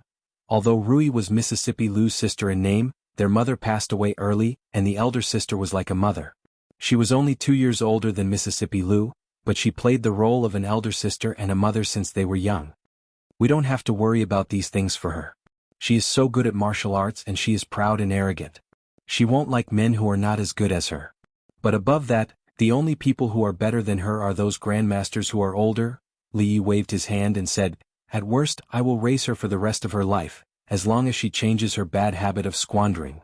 Actually, I can't bear to be separated from her." Rui smiled and said, "When Mom and Dad were still alive, Rui was still very young and hadn't started practicing martial arts. She followed me all day and made a promise with me in the future." "Promise what?" Li Yi's ears pricked up. He rarely heard about Mississippi Lu's childhood from Rui. If he could find out something embarrassing about her, he would have a bargaining chip next time and wouldn't be so passive all the time. "Nothing." Thinking of that ridiculous thing, Rui smiled and shook her head. Li Yi was a little disappointed. When did Rui learn to keep him in suspense? No, he had to ask Xiao Huan when he got back. But Xiao Huan was about the same age as Mississippi Lu, and she was always muddle-headed. She might not be very clear, so he had to find a chance to ask Mississippi Lu indirectly. The servant girl drank a mouthful of soup and shook her head. She said, "I've never heard Miss and Second Miss talk about it. Xiao Huan doesn't know what kind of promise Miss and Second Miss have." She blinked her eyes and looked at Li Yi. Puzzled, she asked, "Why don't son-in-law ask Miss?" If Rui was willing to tell him, he wouldn't have to come and ask Xiao Huan. Li Yi patted her little head and said, "Good girl, drink more soup. It's good for your body." The servant girl nodded and rubbed her slightly bloated belly. The soup that son-in-law made was very delicious, but if she drank too much, her chest would always swell. It felt a little strange. It wasn't really uncomfortable, but that place always made people feel embarrassed to talk about it, let alone talk about it to son-in-law. Was this what son-in-law meant by growing up? When Li Yi walked out of the door, Mississippi Lu was wiping her eyes. Li Yi felt that she treated the sword better than him. If he and the sword fell into the water at the same time, Mississippi Lu would definitely choose to fish for the sword instead of him. What kind of unspeakable promise did she and Rui have? This question had been on his mind since yesterday. If he didn't ask, he would feel uncomfortable. So Li Yi decided to ask in a roundabout way. Li Yi walked to her side and asked curiously, "What kind of promise did you and Rui have when you were young?" "What promise?" Mississippi Lu glanced at him and continued to bury her head in wiping her eyes. She only asked blandly. Looking at her appearance, she seemed to have completely forgotten about this matter. It seemed like it wasn't important. Li Yi shook his head. His curiosity was greatly reduced. Instead, he was puzzled as to why Rui would be secretive about something that wasn't important. "It's nothing. You can continue. I'm going to cook." He didn't want Mississippi Lu to know that he was prying into her privacy. He turned around and walked in the direction of the kitchen. "Promise? That's strange." Mississippi Lu looked up at him and murmured. When she lowered her head again, she seemed to have thought of something. Her hands suddenly stopped moving and her body stiffened. "Promise?" At this moment, a memory that was long ago but engraved in the depths of her mind quietly emerged. Before Li Yi could step into the kitchen, a white shadow flashed in front of him. Mississippi Lu instantly appeared in front of him. She looked at him with a face full of embarrassment and annoyance. "What do you know?" "What do you mean?" Li Yi looked at her in surprise and asked in confusion. Mississippi Lu stared at his face closely. When she found that there was nothing but confusion on his face, she finally felt relieved. It seemed that he just did it unintentionally. At this moment he had forgotten about what just happened. "Nothing." She waved her hand and turned to leave. "Wait." Li Yi stopped her in time. When she turned around, he asked curiously, "What on earth did you two promise?" Chapter 775. It was fine if she didn't want to tell him, but she hid him just because he asked about the agreement. Li Yi rubbed his butt and was even more curious about their agreement. Rui would never hide anything from him. But if she didn't tell him after he asked her once, he would get the same result even if he asked her 10 times or 100 times. It was almost impossible to break through from her. As for the Lu family's second young lady, he would think about how to strike at her in a subtle way after his but had recovered in 2 days. In the morning, someone from the palace came to inform him that he had to go to court tomorrow. He had just been free for a few days and he didn't know what the old emperor was going to do, which made him feel like he was in trouble. Li Yi sat down and poured a cup of tea, wondering if he should take a sick leave. His butt hurt a little, so he had to rest for at least half a month. But the old emperor didn't let him go to court usually. If he specially sent someone to inform him, it meant that something really happened. If he asked for a sick leave now, it might be Chang who came to pick him up tomorrow. He'd better go and have a look. After all, he was worried about Princess Royal. He wanted to see how she was progressing in the study. It wasn't easy to have a good start, so he couldn't let anything go wrong. "Husband, why did you provoke Rui?" Li Yi lay on the bed. Rui shook her head and slowly pressed a certain part of his butt. "I just want to ask what the agreement was." She didn't answer. "Why did you hit her?" "No man can stand her temper. I'm afraid we'll have to raise her for the rest of her life." Li Yi groaned comfortably. In fact, Mississippi Lu didn't hit him hard today, so his butt didn't hurt anymore. It was more comfortable to be massaged by Rui. "Husband, did you ask Rui?" Rui was stunned, and then she smiled and said, "Husband, you don't know anything, but you asked her rashly. Of course she will be angry." Li didn't ask again this time. Rui naturally had her reasons for not saying it. He didn't want her to feel the slightest bit embarrassed. "When Rui was young, she always liked to stay by my side. At that time, Mother asked her what she would do when Big Sister got married." Recalling what happened when they were young, Rui smiled. "At that time, Rui hugged me and said that when she grew up, She wanted to marry the same person as Big Sister so that they could be together forever. At that time she was still young, so how could she understand these things? Children's words carry no harm. After she grew up, no one was allowed to mention it. Li was a little dazed as he listened. He couldn't help but imagine a silly and adorable little girl hugging her sister and swearing that she would marry the same person and be with him forever. Who would have thought that the silly and adorable little girl would grow up to be like this? Li thought that she had developed this character since she was young. He didn't expect that when Mississippi Lu was young, she was no different from an ordinary little girl. It was just a naive vow of a little girl. Whether it was him or Rui, they naturally wouldn't take it seriously. They just occasionally thought about it, and perhaps it had a different feeling. Li lay on the bed thinking about what it should be like at that time. He didn't know when he fell asleep. When he opened his eyes, the sky was already bright. Rui walked in from outside and put the hot water aside. She said, "The people from the palace are already waiting outside. Husband, get up and wash up quickly." Li had always felt that it was a very inhumane rule to stand at the palace gate 1 to 4 hours before the cold wind blew. After the cold wind blew enough, he still had to stand in the main hall and wait for the emperor to come out. It would take a long time. He just needed to reach the main hall before the old emperor. As for what the censor would say, would he care about these people who gossiped? When he went out and saw Mississippi Lu, Li subconsciously made a gesture of covering his butt. This made him feel very embarrassed, especially when he saw the trace of mockery in her eyes. The desire to take revenge became stronger. Unfortunately, he could only imagine it. If he wanted to pay the price, he would definitely be the one who suffered a crushing defeat. Li looked at her and said with a smile, "Does the promise you and Rui made when you were young still count?" If he couldn't fight back physically, he would defeat her spiritually. For Mississippi Lu, who cared a lot about her reputation, the latter was far more effective than the former. Sure enough, after hearing this, her expression froze. Her face turned cold and she slowly raised her hand that was holding autumn water. Li had a smile on his face. He was not worried at all. The people from the palace were standing not far away. In front of outsiders, Mississippi Lu would never do anything to him.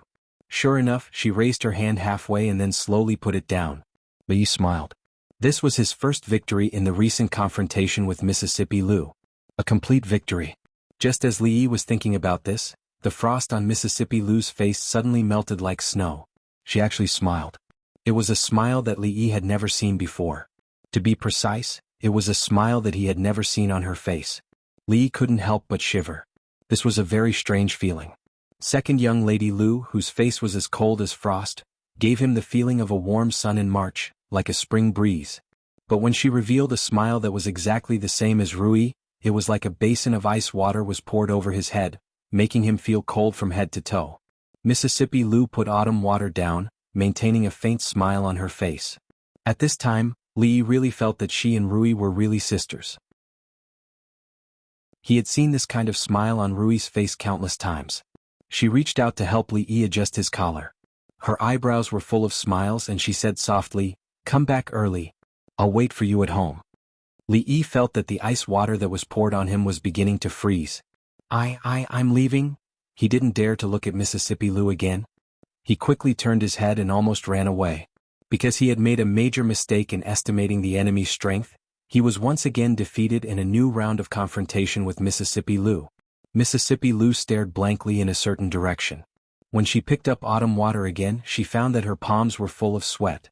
Li got into the carriage, his heart was still beating wildly. Strange, too strange. Mississippi Lu actually smiled at him like that, helped him adjust his collar, looked at him with a smile like Rui and said like a little wife, "Come back early, I'll wait for you at home." What was wrong with this world?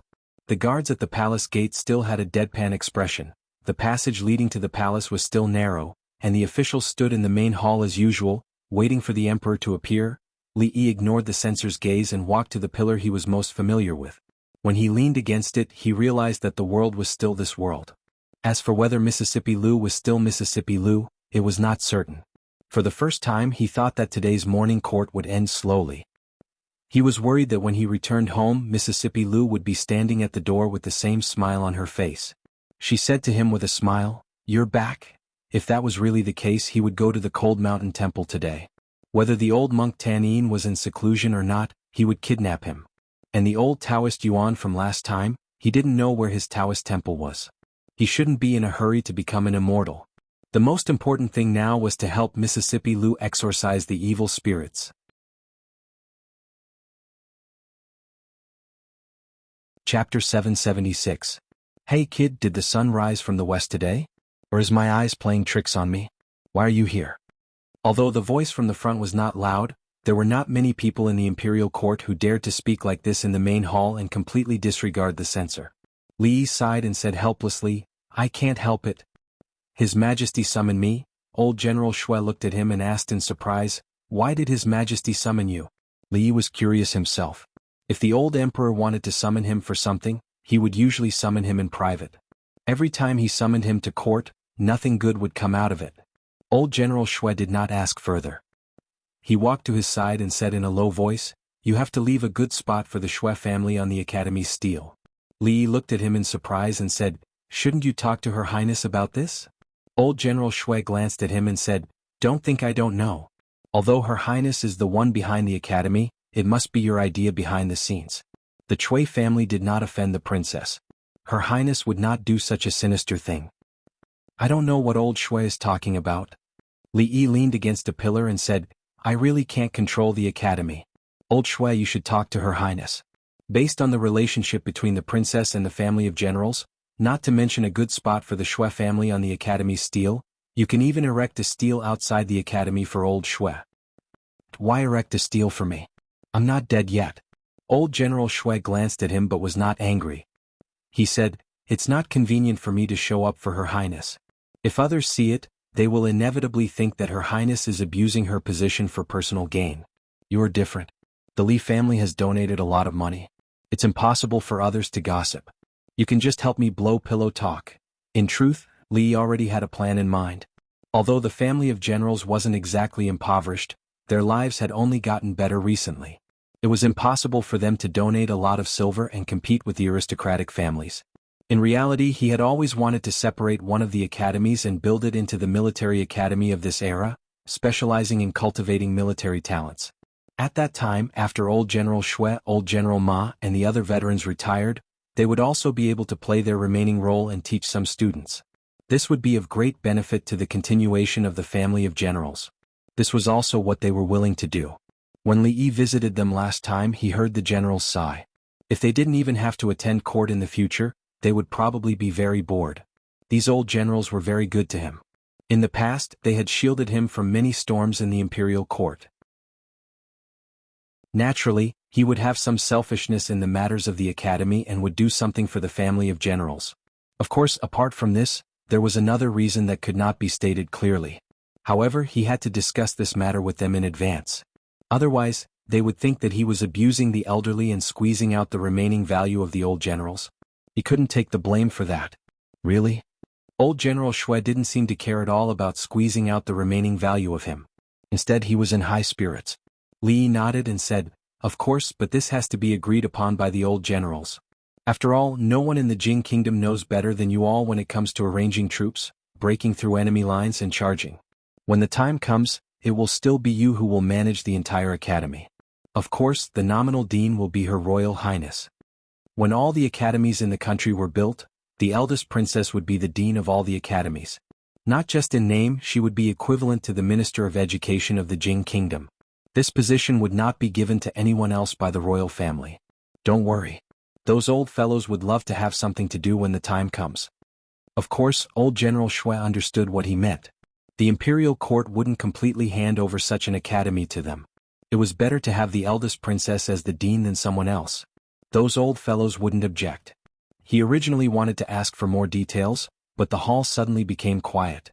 Seeing a figure walking out from the back of the hall, old General Shui immediately returned to his original position. Li Yi poked his head out from behind the pillar. When he saw that Emperor Jing was already sitting on the dragon chair, he quickly shrank back. The most important topic discussed in the imperial court today was still the flood control. The imperial court had sent several groups of officials to deal with the flood in the south, but they couldn't effectively deal with it. The focus of this morning's discussion was this matter. The officials were all eager to offer advice, but very few of them were able to put forward constructive suggestions. They either repeated the routine of the predecessors or said some nonsense that seemed reasonable but were actually all fake. Li Yi was a little annoyed listening to them from behind the pillar. Emperor Jing looked at the noisy imperial court below. His eyes swept around a few times, but he didn't see a certain figure. He frowned and said, "Where is Li Yi?" The pillar in the hall was very thick, just enough to cover his entire body. When Li Yi heard it for the second time, he realized that someone was calling him. He walked out from behind the pillar, bowed and said, "I'm here." Emperor Jing saw him hiding behind the pillar again and glared at him vaguely. He said, "The imperial court has sent 2 groups of officials to deal with the flood in the south, but they failed. In your opinion, how should we deal with the flood this time?" As soon as Emperor Jing said this, many people in the imperial court looked slightly gloomy. Regarding the flood control, all the civil and military officials in the imperial court expressed their opinions, but no one could enter Emperor Jing's eyes. Only County Marquis Li was pointed out by Emperor Jing even though he hid behind the pillar. It showed how much Emperor Jing trusted him. This was really not a good thing for some people in the imperial court. "Your Majesty, what I want to say has already been said by the officials." Li Yi said helplessly, "I really don't know how to deal with the flood. The power of nature was so terrible that even in the later generations, it was not something that could be resisted by human beings.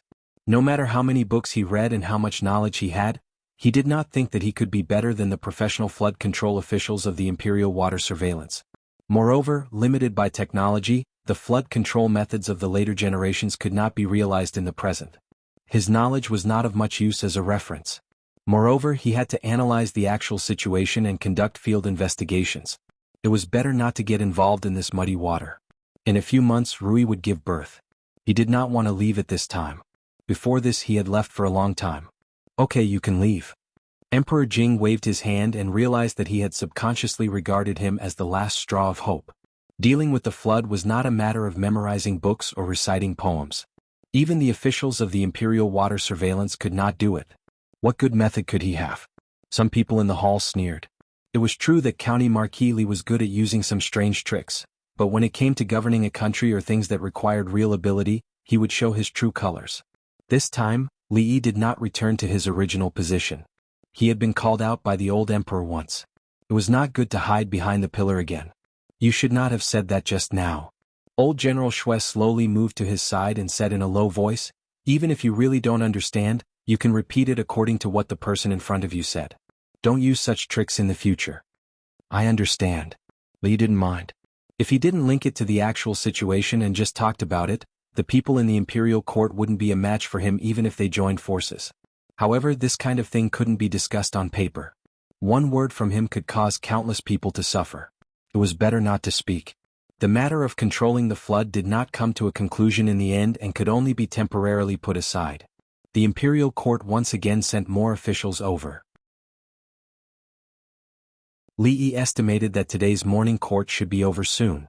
Should he go to the old monk Tanin or old Taoist Yuan first? This was a question worth thinking about. At this moment, Emperor Jing above said something and a eunuch walked out from behind him. It seemed that he was going to announce an imperial edict. Li Yi decided to go back to find out the situation first and then make a plan. He inadvertently looked up and found that Emperor Jing was looking at him. His heart thumped and he instantly had a very bad premonition. Chapter 777. The old emperor's gaze seemed to have a deeper meaning, and the ominous feeling in Li Yi's heart intensified. At that moment he was in a trance, so he didn't hear clearly what the eunuch had said at the start. He seemed to have called out his name, or perhaps he had heard wrongly. In any case, the eunuch had said a lot, and Li Yi could only hear that he was praising someone. Something about a young hero, countless contributions to the country, and 1,000 years of good fortune, and a series of more flowery words, praising that person as rare in the world and hard to find in the heavens. Li Yi finally relaxed. Although he was outstanding, he wasn't that outstanding. It seemed like the eunuch wasn't talking about him. As long as the person didn't find trouble with him, he could do whatever he wanted. To be conferred the title of Grand Minister of the Golden Purple Imperial Treasury, a great honor. Li Yi understood the last sentence. Grand Minister of the Golden Purple Imperial Treasury, and he wondered which big shot had retired. No wonder the old emperor was so generous with his praise. Grand Minister of the Golden Purple Imperial Treasury was a third-rank official.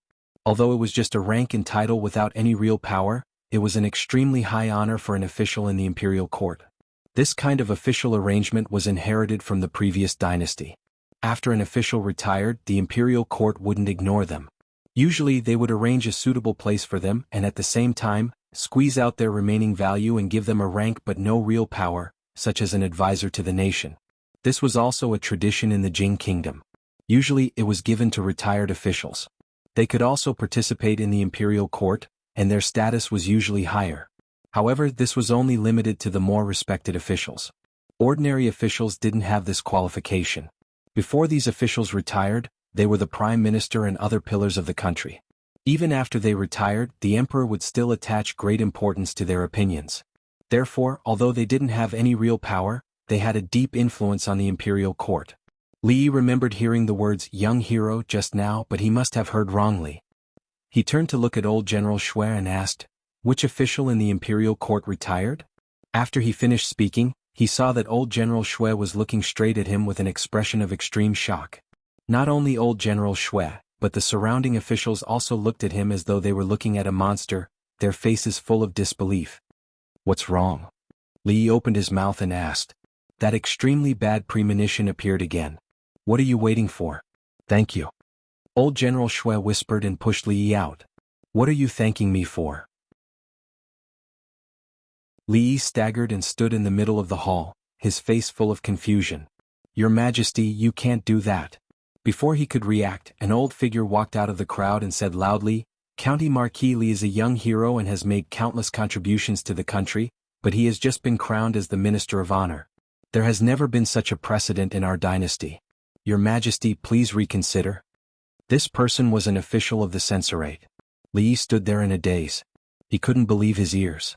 The person the eunuch had just read was himself. What kind of joke was this? An official was still an official and he had to work. The old emperor definitely wouldn't just give him a title for fun. He was still waiting to take care of his child, so why would he be an official? Actually, after the eunuch finished reading, the entire court was already boiling. Even the supervising censorate, who was supposed to maintain discipline, was stunned. A county marquis at the age of 21 was already the only precedent in the dynasty.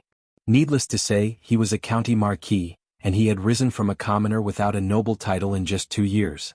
As early as when he was made a marquis, there was quite a commotion in the court. There were countless officials who submitted petitions to the emperor to retract the order. Not to mention the officials who already had enmity with him. Even the officials who didn't have a deep relationship with him and didn't have any interest in him felt that it was inappropriate. However, when he was kidnapped, the emperor was furious and severely punished 2 officials who didn't want to let go of the matter. After that, no one dared to provoke the emperor again. A county marquis was a county marquis. At that time, no one knew if he could come back. As time passed, the matter completely calmed down. After he came back, there were a few people who brought up the matter again, but they were all lightly brushed aside by the emperor. Thus, the matter of him being made a marquis was completely settled. It hadn't been that long, but the emperor actually made him a marquis. What kind of favor was this? Since the founding of the country, those who were given this position were all important officials who had worked hard for the country for their whole lives and were respected by all officials. What virtue did a young boy have? This was no longer a favor, it was a special favor. Thus, some officials in the court became excited. As if they were injected with chicken blood, they listed dozens of reasons why Marquis Li couldn't be made a marquis. Their spittle flew in all directions and they were full of righteousness. Of course, the most talked about reason was that he was too young. Although he had made great contributions to the country, was familiar with the classics, and had high attainments in mathematics, he didn't know how to govern a country and wasn't qualified for this position. After all, although the marquis was only a disbanded official, he had directly participated in the affairs of the country and had an extremely important position in the court. It couldn't be held by a young man. These were all pleasant to hear. To be more serious, they directly pointed out that the emperor shouldn't be so fond of him. Since ancient times, those who were favored by the emperor were all sycophants. Li retreated behind the pillar again to avoid being stained by their spittle. He showed an extremely depressed expression on his face. Naturally, he was depressed because the old emperor was looking for trouble. He didn't even bother to be the dean. How could he be a doctor? He planned to stay at home and be a full-time nanny to take care of the child after Rui gave birth. Naturally, the less trouble, the better. How could you hide such a big thing? Old General Shui came over and saw the expression on his face. Then he looked at a certain official who was still talking incessantly. He curled his lips and said, "Don't worry about those people. They can't do anything about the emperor's decision. Of course, Li Yi wasn't worried about this, but he couldn't explain it to him. At this time, many people around him had already congratulated him with cupped hands. If he didn't have a few friends in the court, he would be a failure. In fact, except for the Cui family and those firm supporters of the king of Shu, no one went up to advise him. Alright, I have made up my mind. If you have any other opinions, we will discuss them later. Emperor Jing stood up from the dragon throne and waved his hand. Court dismissed. Li Yi didn't even have the chance to refuse. He saw Emperor Jing stand up and leave. At this time, most people in the court had their eyes on him. Li Yi bid farewell to old General Shui and the rest before striding out of the hall. He didn't want to stay here and be looked at like a monkey. Lord Li, please wait. Not long after he walked out of the hall, a voice came from behind. Li Yi turned his head and saw the master of the Wang family walking towards him quickly. At this moment he naturally couldn't leave directly. The master of the Wang family walked forward and cupped his hands. He smiled and said, "Congratulations, Lord Li. Let's walk and talk." Seeing that many people had walked out of the hall, Li Yi pointed to the front and said. The master of the Wang family stopped him not only to congratulate him, but also to talk about the Wang family scholarship. In the future, the Wang family would take out a sum of money every year to reward the outstanding students of the academy, covering all the future academies in the Jing kingdom. In addition, he also expressed his willingness to set up the same scholarship for the School of Mathematics. Naturally, Li Yi wouldn't refuse. The Wang family wanted to establish a reputation among the scholars, which was what the old emperor wanted to see. Li Yi always felt that he took special care of the Wang family, not only because they were stupid, rich and obedient, but he didn't want to know the reason. He didn't need to think about it. After separating from the master of the Wang family, when he was about to walk out of the palace, he realized that he had been interrupted by that matter and forgot to find the eldest princess to understand the progress of the academy. He turned back and naturally received the congratulations of a group of officials. When he met the Minister of Revenue and the Minister of War, he had to stop and say a few words. He had already wasted a lot of time coming to the morning dew hall. The little palace maid at the door saw him and was stunned. She stopped in front of him and said, "Marquis the princess?" She had never stopped him before. Li Yi asked in surprise, "The princess is not here?" The little palace maid nodded and said, "Her Highness has gone to the imperial garden." "Then I will go to the imperial garden to find her." Li Yi nodded and walked in a certain direction. He was also familiar with the imperial garden. In the summer, the imperial garden was dense with trees and was a good place to escape the heat. Although he could enter the imperial palace at will, he couldn't enter a place like the imperial garden at will. The guard at the door went in to report and soon came out to lead him in. The eldest princess was sitting in a pavilion in the garden, looking down at something. Li Yi sat opposite her and said, "I came this morning to attend court, so I didn't bring soup." Emingzi didn't seem to hear what he said. She looked up at him and asked, "I heard that father has conferred you the title of Minister of Honor?" She was well informed. Li Yi was a little depressed. He nodded and said, "I don't know what His Majesty is thinking. Isn't this nonsense?" Emingzi glanced at him and looked at the lush green beside her. She said softly, "Father has his reasons for conferring you the title of Minister of Honor. Don't talk nonsense."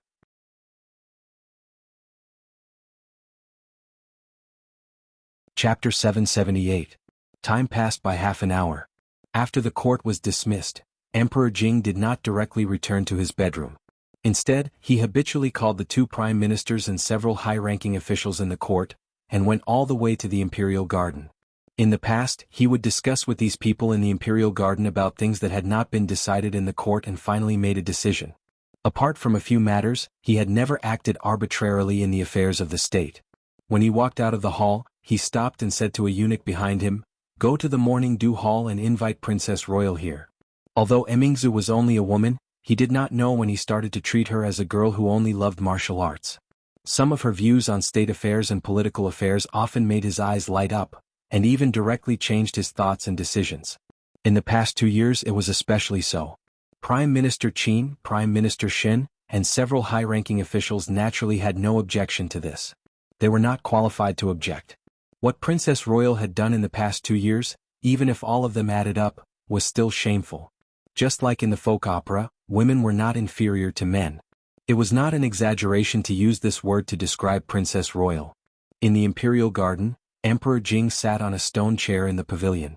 Prime Minister Shen and Prime Minister Qin were old, so Emperor Jing specially allowed them to sit together.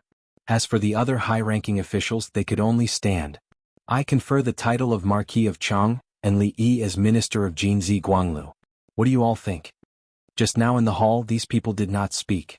In their position, unless the emperor's decision was extremely inappropriate, they would not take the initiative to speak up.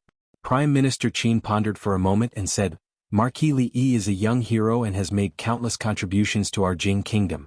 However, your Majesty has already given him a great favor by promoting him to a county marquis. I think that Marquis Li Yi is still too young and does not understand state affairs and politics. He is not qualified to be a minister of Jinzi Guanglu. If your Majesty insists on this, I am afraid that many officials in the court will be disappointed. Even he did not dare to deny Li Yi's achievements. Just the matter of heavenly punishment alone was enough to make him more meritorious than all the officials in the imperial court. Not to mention that he had turned the tide, defeated the envoy of the Qi kingdom, and founded the computing academy. Prime Minister Qin was the prime minister of a dynasty. He knew Li Yi's contributions to the Jing kingdom better than anyone else. His Majesty had conferred him the title of a county marquis because he had indeed made great contributions. This could not be denied by anyone. However, if he were to become the youngest golden Ziguanglu minister in the history of the Jing kingdom, it would be too much. Those who had held this position in the past were all old officials with decades of political experience and high prestige. It was really not a position that a young boy who did not understand politics could take. Emperor Jing's eyes looked to the side, and several ministers also spoke one after another. Although they did not have a negative attitude towards this matter, they did not agree with it either. They did not lean towards Prime Minister Qin, nor did they have any enmity with County Marquis Li. They just felt that this matter was inappropriate from the bottom of their hearts. The reason was the same as what Prime Minister Qin had said. It was a very important official position for the imperial court, and it could not be given to a boy who did not understand state affairs. This could be seen from his speech in the hall just now. Prime Minister Shen, who had been silent, finally opened his mouth when Emperor Jing looked over. I think this matter. Your Majesty should think twice. This meant that no one agreed with him. Emperor Jing did not show any dissatisfaction on his face. Before this, he had already guessed the reaction of the officials. After all, Li was still too young. However, even if he really did not understand politics, as long as he was in the imperial court, he could solve the problem that all the officials could not solve. His meritorious service was far more than this, but he would not become an official with real power. Apart from this, he could not give the other party anything else.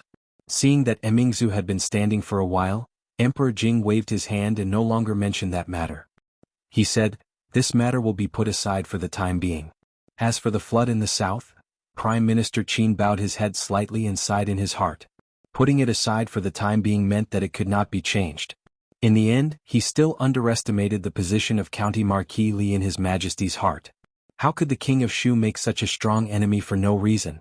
As for the flood in the south, they also had some ideas in their hearts after listening to the comments of many officials in the imperial court. Emingzu recorded all their words. Not long after, a palace guard came in from outside. Changde stood outside the pavilion, stopped him and asked, "What's the matter?" The guard said, "County Marquis Li is outside and wants to see the first princess." Before Changde spoke, a voice came from behind. Emperor Jing raised his head, and a strange look appeared in his eyes. He said, "Let him in. Father has his reasons for conferring you the title of Honorable Minister Jinzi." "Don't talk nonsense." Li looked at the first princess and his eyes were a little surprised. The two of them would occasionally grumble when they talked, but this level of grumbling was nothing at all. He shook his head and said, "I'm not talking nonsense. This position was originally given to those retired old officials. How can it be given so casually?" Emingzi looked at him and glanced in a certain direction intentionally or unintentionally. Behind the thick bushes, an official frowned slightly and was about to step forward. Emperor Jing waved his hand and a trace of ridicule appeared on his face. The official immediately lowered his head and stood quietly behind him. "It's really not appropriate. I have to talk to His Majesty. I'm at most a little clever, but I don't know anything about governing a country." Li saw her eyes looking at him for a while and then to the side. He asked in confusion, "What's wrong with your eyes? Is there sand in them? Do you want me to help you blow them?" Emingzu coughed softly, lowered her head slightly and said, "I'm fine." Seeing that she was really fine, Li Yi then asked about the serious matter. How's the progress of the academy? Everything is going according to the plan. Everything is going well. Behind the bushes, several officials, including Prime Minister Qin, showed a shocked expression on their faces. According to the conversation between the first princess and County Marquis Li, the matter of the academy that caused a stir in the capital city a few days ago was not done by the first princess, but by someone else? The overt plot that made countless aristocratic families complain but could not be obeyed was done by him? When they recalled that he seemed to have used the same method to almost wipe out the forces of the Chui clan and the King of Shu in the account investigation, they all felt lucky at the same time, lucky that they were not his enemy. No, just now they objected to His Majesty's reward. Would he bear a grudge against them because of this? Li Yi did not know that behind the tree shadow some people were already imagining things. After learning about the progress of the academy, he was relieved. He inadvertently glanced at a few pieces of paper on the table, looked at them carefully and said in surprise, Are you thinking about a way to control the flood? Emingzi did not know the intention of her father, nor did she know when Li Yi would leave. She nodded absent-mindedly. I didn't know about it before. I don't know much about controlling the flood. The first princess finally became the proactive and diligent first princess again. Li Yi felt very gratified in his heart. He waved his hand and said, No one is born to know. If you don't know, I can teach you. Behind the tree shadow, Jingdi's expression froze, and the corners of his mouth could not help but twitch. Chapter 779. Just now the old emperor had asked him what he thought about flood control, but Li Yi had said that he did not understand. He really did not understand. The flood in the south had been going on for a long time, and all the officials in the imperial water surveillance had no solution. Li Yi estimated that by the time they came up with a solution, the flood would have passed, and it did not matter whether they could cure it or not. No matter how rich his theoretical knowledge was, it was just an armchair strategist. He did not think that the officials of the imperial water surveillance who had been dealing with floods for their entire lives would know less than him in this regard. Now, in front of the eldest princess, he said that he understood. He really did understand. He was not really asked to control the flood. He was an armchair strategist, and that was what he was best at. Since ancient times there has been a saying that, to govern a country, one must first control the flood. Speaking of flood control, it can be traced back to the period of Yao and Shun. Yu the Great was ordered to control the flood. Until now, it has gone from avoiding to controlling, from blocking to spreading to guiding, from passivity to initiative, from single to comprehensive. Mingzhu's red lips slightly opened, and she looked at him in a daze. She had just heard the officials' ideas on flood control.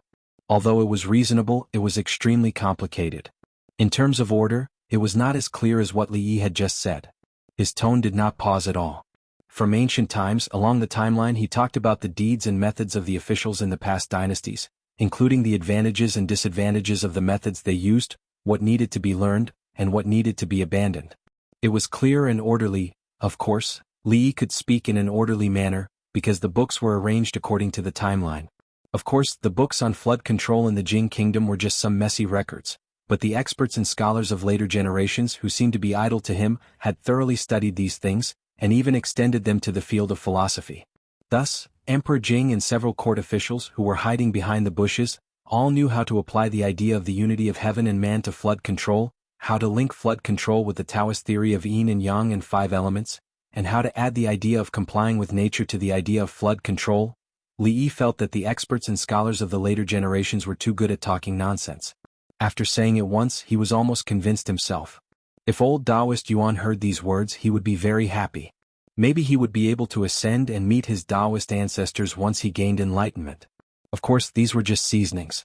In the end, they still had to return to the main topic.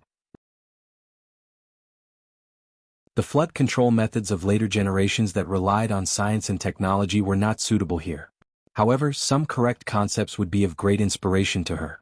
If the old emperor asked, she would be able to give him a clear answer. Li Yi felt that even the officials of the imperial water surveillance lacked the knowledge and experience accumulated over hundreds and thousands of years. In theory, they were slightly inferior to her. However, the flood had been there for a long time. According to past practice, there was no need to treat it anymore. The next time there was a flood, it could be used. Princess Royal Highness fully displayed the principle that a good memory was better than a bad pen, and wrote down everything he said one by one. You don't know how to control floods? Behind the bushes, Emperor Jing narrowed his eyes. The scene in the main hall had replayed in his mind for the umpteenth time. Qin Xiang and the others finally realized that it wasn't that he didn't understand at all. In fact, he knew more than anyone else. However, why didn't he say these words in court? Emperor Jing glanced through the gap. When he was about to lift his foot and walk out, there was another sound outside which made him stop again. Of course, the flood has already happened. This is irreversible. However, the impact of these natural disasters is not limited to this. Li Yi looked at the Princess Royal and slowly said, "After the great disaster, there will be a great epidemic. It must be strictly controlled. Otherwise it will cause greater harm. Also, how should the refugees who are homeless because of the disaster be settled? If the arrangement is not done properly, it will be used by people with ulterior motives to incite the refugees to rebel. What will the imperial court do?" Behind the bushes, Emperor Jing, Prime Minister Qin, and Prime Minister Shen all had a dignified expression on their faces. Li Yi was right. The flood was not the most terrible. The most terrible thing was how to settle the refugees after the flood, how to prevent the outbreak of the epidemic, how to minimize the disaster. Soon they would face such a problem. If there was a little negligence, there would be great turmoil in the affected area. After the disaster, the plague would be everywhere, the refugees would flee, and incite the refugees to rebel. Such a thing was not unprecedented. Everyone's mood became heavy because of Li Yi's words. However, at this time the sound outside suddenly became light. Of course, these are small things. Li Yi looked at the Princess Royal, smiled and said, "Epidemic prevention must be done. Don't drink raw water, pay attention to hygiene, and establish epidemic prevention areas. These are actually very simple. I will write an epidemic prevention manual, and you can submit it to His Majesty. As for the proper settlement of the refugees, this is a problem that cannot be taken lightly. If you don't want the refugees to flee everywhere, I'm afraid the national treasury will have to spend some money." Behind the bushes, Emperor Jing finally felt a little relieved. Since he said so, there should be no need to worry about the epidemic. Then his face showed a little annoyance. If he hadn't suddenly thought of it today, he would never know that he hid his talent in front of him, the ruler of a country, and was so calm in front of Mingzu. He had been so fond of him, but in the end, he was not as good as... He suddenly realized that although Li Yi's advice was not directly told to him, the effect was the same. It was just that there was one more person in the middle, one more person that he would never envy or be jealous of. He was worried that if he showed too much, he would be entrusted with important tasks.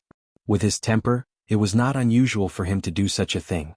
In this case, it is not a bad idea. Emperor Jing's mouth pulled up into a smile, and he immediately had a plan in his heart. He turned his head and continued to listen carefully. "Speaking of the silver allocated by the imperial court, you have to pay attention to it. Don't let all the disaster relief funds go into the pockets of those corrupt officials. To be honest, the imperial court is not doing a good job in this regard." Li Yi frowned and said, "There needs to be a slight reform here, so..." There were actually a lot of problems with the feudal official system, including their way of doing things. Li Yi could not completely overthrow it. He could only use scientific management methods to prevent corruption to the greatest extent. At the same time, he told her how to rebuild after the disaster, how to resettle the victims, and how to reduce the loss. He watched her write them down one by one. There had been no sound outside for a long time. Emperor Jing took a deep breath and stepped out from the back. Speaking of reform. It was rare for Her Royal Highness to study hard today. It was a rare opportunity, so Li Yi decided to talk more. He looked at her and said, "In fact, there are many aspects of the imperial court that need to be reformed. Agriculture, tax, imperial examinations, water conservancy, military. What are you looking at?" Finding that the eldest princess was staring at something behind him, Li Yi turned his head and looked. There was nothing there. He looked at her and asked in confusion. "Nothing." Mingzu withdrew her gaze and shook her head. "Listen carefully, don't be distracted." Li Yi looked at her discontentedly and asked, "Where were we just now?" "Reform." "Yes, reform. Where should I start?" "Yes, let's start with agriculture." Li Yi nodded and spoke again. The feudal dynasty had gone through thousands of years. The dynasties changed and the country changed. In the long river of history, the spring breeze of reform blew again and again. Of course, it had to be combined with the national conditions at that time, but some places were similar. At present, the various systems of the Jing kingdom were naturally not perfect. All aspects could be reformed, big or small, to make the country rich and the people strong. Li Yi did not want her to change anything. He only hoped that she could remember some of what he said today. In the future, when facing the affairs of the imperial court, she and the officials of the imperial court were at a different level. Reforms or political reforms had always been extremely sensitive. He spoke very carefully, unprecedentedly carefully. What he talked about was also verified by history. When he took it out and put it in the court, he tried his best to avoid some sensitive aspects. He rarely touched the interests of the royal family and certain people. Although there were some small drawbacks in the general direction, it was beneficial to the country and the people. He must ensure that these words from the mouth of the first princess would not cause too much suspicion and opposition from others. Therefore he needed to be extra careful. Behind the bushes, Jing Di rubbed his eyebrows. The expression on his face could not be said whether he was happy or angry. He did not understand the imperial court. He did not understand the imperial court. If he did not understand the imperial court, no one in this world would understand the imperial court. He was happy because his talent and ability far exceeded his expectations. To a certain extent, there was such a person who was worthy of all the civil and military officials in the imperial court. He was angry because since he had such talent, why did he hide it? If he replaced the position of either of the two prime ministers, he would not have to worry about the imperial court in the future. Prime Minister Qin's body trembled slightly. His old face showed an extremely shocked expression for the first time. Evildoer, evildoer. This person could already be called an evildoer. Prime Minister Shin's face was filled with astonishment and shock. As for the other officials, their expressions were the same. It could even be said that they were terrified. He did not understand the imperial court. He did not understand the imperial court. Thinking of their evaluation of County Marquis Li, his old face could not help but blush. How could they have such qualifications? At this moment, they finally understood why His Majesty insisted on giving that position to him. In the entire imperial court, was there anyone more suitable than him? His Majesty. His Majesty was really His Majesty. Emingzu suddenly regretted it. She knew that Li Yi had never kept anything from her. But he was willing to say these words to her, but it did not mean that he was willing to let others hear it. Don't say it. She stood up and reached out to cover Li Yi's mouth. She whispered, "Don't say it." Li Yi was unprecedentedly focused. His mouth was suddenly covered by Ji Yunshu, and he almost bit his tongue. His eyes widened as he looked at Ji Yunshu, snorted twice and pushed her hand away. He frowned and said, "What are you doing? Have you washed your hands?"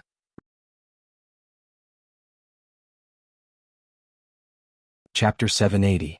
It was very unhygienic and uncivilized behavior to use one's hand to block other people's mouths. Although she was the Princess Royal and there was a faint fragrance on her hand, Li Yi was not willing to do so.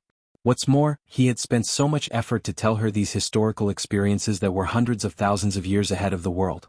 They covered a wide range of aspects, which was enough to raise the comprehensive national strength of the Jing kingdom to a new level. This was a real priceless treasure. With this knowledge, not only could he show his face in the court and in front of the old emperor, but it would also be useful in governing the country in the future. It was so beneficial. It was so disappointing that she was so careless. He had always kept a low profile. He knew so many things, but had he ever publicized it? If it weren't for their pure friendship, he wouldn't have been so devoted to her. If these words were heard by the old emperor, he would not have a good life in the future. Li Yi frowned when he saw that she was staring at something behind him. He said unhappily, "Hey, are you listening to what I'm saying?" The Princess Royal was obviously not listening to him, and her eyes were still looking behind. What is behind? Li Yi was surprised. When he turned his head, he found that it was not something behind him. The expression on his face froze and he asked in a daze, "Your Majesty, when did you come here?" Emperor Jing looked at him and sneered, "When you said that I was fooling around." "Haha, Your Majesty, you must be joking. I have just arrived." Li Yi looked at Emperor Jing, the two prime ministers, and a few important ministers walking out from the back. He smiled awkwardly and said, "I will not disturb Your Majesty and the ministers' discussion. I will take my leave first." When he turned around and walked quickly out of the imperial garden, Changda's annoying face appeared in his eyes at an inopportune time. Li Yi turned back and looked at the Princess Royal. He lowered his head and said nothing. Emingzu was a little flustered by his gaze. She looked away and did not dare to look at him. Emperor Jing looked at the person behind him and asked, "Minister Qi, do you remember what Dr. Li said just now?" The prefectural water minister nodded immediately. "Yes, I understand. But there are still some things I don't understand about the irrigation works. Emperor Jing said faintly, "If there's anything you don't understand, go down and ask yourself." "As you command." Dushui Chief Cheng was immediately relieved. With His Majesty's words, he wouldn't continue to hide his abilities, right? "I'm a little tired. I will return to the palace." Emperor Jing glanced at Li Yi and walked outside. Halfway through he paused again. Without turning his head, he spoke again. "In the future, when the minister sends the memorials to the palace, send them to the morning dew hall first, and then pass them to me for a look. Changda, make some preparations. I will be going to Hibiscus Garden for a period of time. This palace is really like a cage. I am really getting tired of living here." Emperor Jing did not say anything to Li Yi from the beginning to the end, but these few irrelevant words revealed a lot of information. His Majesty was going to leave the palace.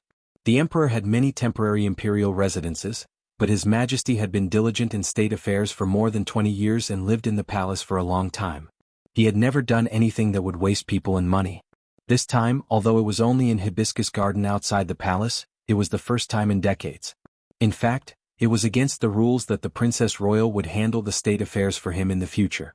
The emperor was not in the palace, so the only person who could manage the state affairs was the crown prince. Even if there was no crown prince in the Jing kingdom, it should be one of the princes, and it should not be the Princess Royal. However, all the people present were important officials in the court, so no one dared to raise an objection. Speaking of reason, the Prime Minister and the ministers should have handled the affairs of the court perfectly. But all of them added up couldn't even compare to a person's little finger. How could they still have the face to speak of reason? As for persuading His Majesty to take back the title of Marquis of Chang'an County, Li Yi, they were too embarrassed to say the reason they just found. Marquis Li was young and did not understand state affairs? If Marquis Li did not understand state affairs, what were they? Did they live like dogs all these years? Emperor Jing left, and so did the officials. When Prime Minister Qin left, he looked at Li Yi with a very meaningful look. He said a lot just now, and Prime Minister Qin also remembered a lot. However, he knew that what he heard was just the tip of the iceberg. Regardless of whether what he said was applicable to the current situation or not, it was enough for him to pay more attention to County Marquis Li since he had such insight that even he was far inferior to. In his heart, Prime Minister Qin faintly felt that some of what Li Yi said coincided with some hazy and unformed ideas in his heart. When the officials left, they looked at him as if they were looking at a monster. If he was only a little better than ordinary people, he could be described as a talented young hero. But if he was so much better than ordinary people, he could only be described as a monster. At this time, thinking about it again, the scene in the court where many officials strongly advised His Majesty to take back the title of Marquis Li Yi was a little ridiculous. A Marquis Li Yi was desired by countless people, but he did not care at all. A group of clowns? Well done. After so many years, His Majesty should have a good rest. You young people should make progress. Before Changde left, he patted him on the shoulder and showed a rare smile on his old face. Not long after, in the Imperial Garden, except for the 2 guards in the distance, there were only 2 people left. Li Yi stared at the dense shadows of the trees in a daze. He felt that he had been betrayed. He had been betrayed by the person he trusted the most, the person he had never suspected. The old emperor and those people were behind. She knew that they were behind. She knew that she did not want more people to hear these words, but she still did it. It would be a lie to say that he was not disappointed. Not only was he disappointed, he was even a little disheartened. From a long time ago he had started to do things for her. At first, he had no choice but to hand Tianfa over to her. But later, he produced dramas, helped her build momentum, established the women's union, changed the marriage laws, promoted the correct method of midwifery, made her the support of all the women in the capital and even the world, established a women's college, new military provisions, helped her establish a close relationship with the family of generals, and recently established the Emingzu Academy to help her win the hearts of the world's scholars. And what he had said just now could make the old emperor and all the officials look at her in a different light, all without asking for anything in return. Not asking for anything in return did not mean that he did not want her to care about him. At this moment, some of the beliefs in his heart were shaken. He sighed and did not say anything. He turned and walked out of the Imperial Garden. Emingzi looked up and saw the desolate look on his face. Her heart seemed to be squeezed tightly. Her face revealed a bewildered expression. Listening to the footsteps getting further and further away, it seemed as if something extremely important to her had also left with it. Almost instantly, her figure disappeared from where she stood. Just as he was about to reach the entrance of the imperial garden, he heard hurried footsteps coming from behind him. They were getting closer and closer, and then they slowed down. Li Yi stopped and turned around. He still wanted to hear an explanation. But there was no explanation. The eldest princess stood behind him. She looked up at Li Yi, her face filled with a sense of helplessness and confusion that he had never seen before. Very quickly, the confusion on her face disappeared. She took a deep breath, took a step forward, stood on her tiptoes and pressed her soft lips against his face. "I'm sorry." Li Yi was stunned and looked at her in a daze. At this moment he felt like he had been electrocuted. Li Yi seemed to have been electrocuted. Not far in front of him, 2 palace guards had already been struck by lightning. After a moment of shock, one of the guards looked up at the sky and sighed, "The sun today is so poisonous." The other guard nodded in agreement. He closed his eyes and murmured, "Yes, it's so piercing that I can't see."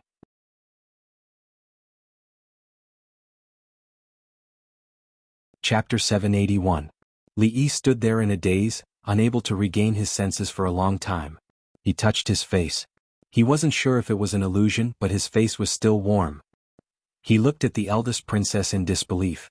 "Before you came, father and the other officials were already here." Emingzi looked at him. She had regained her composure and explained, "I hinted at you at first, but you didn't take it to heart. After that, I didn't stop them." "I'm sorry." Li Yi stared at her. Was it the main point that the old emperor was eavesdropping behind the bushes? Was it the main point that she didn't tell him that there was someone behind the bushes? The old emperor gave her the authority on the surface, but he was secretly forcing him to give in. Was that the main point? Not at all. The main point was that I treated you as a friend, but you actually, Li Yi waved his hand. He stared at her and said, "Forget it. Let's not talk about this first. You just now, nothing happened." Emingzi looked at him and said through gritted teeth. She turned and walked out of the imperial garden. Her expression was very calm, but her fists, which were hidden in her sleeves, were tightly clenched. In fact, in that instant her mind had gone blank for a moment. She didn't know what to say, so she had subconsciously done that. Only after a moment did she realize how abrupt and bold her actions had been. Li Yi looked at her back for a long time. He said loudly, "Hey, don't think that this matter is over. You didn't even ask for my opinion. Hey, stop right there, hey." The eldest princess's figure quickly disappeared from his sight. Li Yi walked out of the imperial garden gloomily. The 2 palace guards were still looking up at the sky. They dared to look at the glaring sun. Were they not afraid of being blinded? "What is the meaning of this?" he murmured. The princess, who was always calm and rational, this time, why didn't she play her cards according to the norm? He hadn't sorted out the matters at home, so he couldn't make any more trouble. But what was with that little bit of joy in his heart? Li Yi shook his head and came to a conclusion in his heart. Eating from a bowl and looking into the pot and still thinking about the rice that was not in the pot. Men, indeed, none of them were good people. In recent days there were always some unexpected things happening. Today could be considered a very unexpected situation. Fortunately, the old emperor did not intend to use him as a permanent laborer. Instead, it was a blessing in disguise. The eldest princess had advanced a step further and was now able to directly participate in the affairs of the court. Although it was only temporary and the old emperor still had the intention of forcing him to submit, this was already a great improvement. Li Yi also felt that it was time for the old emperor to let go of these things and think about how to live out his remaining years. Opportunity should always be left to the young. As he walked out of the palace, the old emperor who was squatting under the tree stood. He was surprised. And said, "You," Li Yi sighed and said, "Sigh, it's a long story. Let me be alone. Let's go home." Inexplicably, he had become the minister of the imperial court, inexplicably, he had been eavesdropped by the old emperor, and inexplicably, he had lost a pure and innocent friendship. He really needed some time to calm down. The sloppy old man looked at him and nodded in the end, not saying a word. In the imperial garden. "Did I see wrongly just now?" One of the guards whispered, his tone filled with disbelief. The other guard nodded and said, "No, you didn't see wrongly." The 2 of them looked at each other and were about to speak again when they saw a figure in front of them. Their faces suddenly paled. Emingzi looked at the 2 of them and asked indifferently, "What did you see just now?" "We didn't see anything just now." The 2 of them looked serious and said, "The sun is too strong. We didn't hear or see anything." After a while, a voice finally came from the other side. "From today onwards, the 2 of you will be working at the morning dew hall. The new residence was not far from the imperial palace. The carriage soon stopped in front of the residence. Li Yi jumped out of the carriage. Fang happened to walk out from inside and said in surprise, "Young master, you're back. I heard that you've been conferred the title of minister. Is it a very high position?" So. Li Yi waved his hand and walked into the courtyard. Fang stepped out of the door and suddenly seemed to remember something. He turned his head and said, "Young master, what's the matter? Let's talk later." Li Yi had already seen Mississippi Lu in the courtyard. Thinking of what happened in the morning, he couldn't help but feel a little guilty. He waved his hand to the back. The most important thing was to confirm whether Mississippi Lu was bewitched. He didn't have the mood to talk to Fang about anything else. At the entrance of the courtyard, Fang stared at his back with wide eyes. "I'm back." When Li Yi walked past Mississippi Lu, he stopped and said softly. Second Miss Lu glanced at him, stood up and asked, "What did you do this morning?" Seeing her attitude, Li Yi was relieved. Although she asked him an extra question for the first time, her attitude was cold and she didn't show that kind of smile. It seemed that there was no need to disturb old Taoist Yuan's cultivation. "I went to the morning court. After the morning court, I talked with Princess Royal about the state affairs. I came back after that." "That's all?" Mississippi Lu looked at him and asked, "Is there nothing else?" "Nothing else." Li Yi nodded. He was slightly not used to Mississippi Lu's sudden concern for him. However, it felt quite good. It was like a spring breeze silently moisturizing everything, since there's nothing else. Mississippi. Lu looked at him and said lightly, "Then can you explain where the lipstick mark on your face came from?" The spring breeze turned into the east wind. It was like a knife blowing on people's bodies and the cold wind was bone-chilling. Li Yi's heart sank. He thought to himself, "Oh no. I was confused by Princess Royal just now, and I actually made such a serious mistake." It was originally a kiss of friendship as pure as a little white flower, but when she asked, it immediately changed its meaning. Of course he couldn't tell her the truth. Li Yi's mind turned quickly. He smiled and said, "When I came back from the palace today I met Shanning. Sir, you're back." The proud Lolita walked out of the backyard and said in surprise. Li Yi looked at her blankly and asked, Why are you here?" The proud Lolita said pitifully, "I still have class in the afternoon. I don't want to go back to the palace, so I came here. I want to eat your cooking." Mississippi Lu looked at Li Yi and asked, "What happened to Shanning?"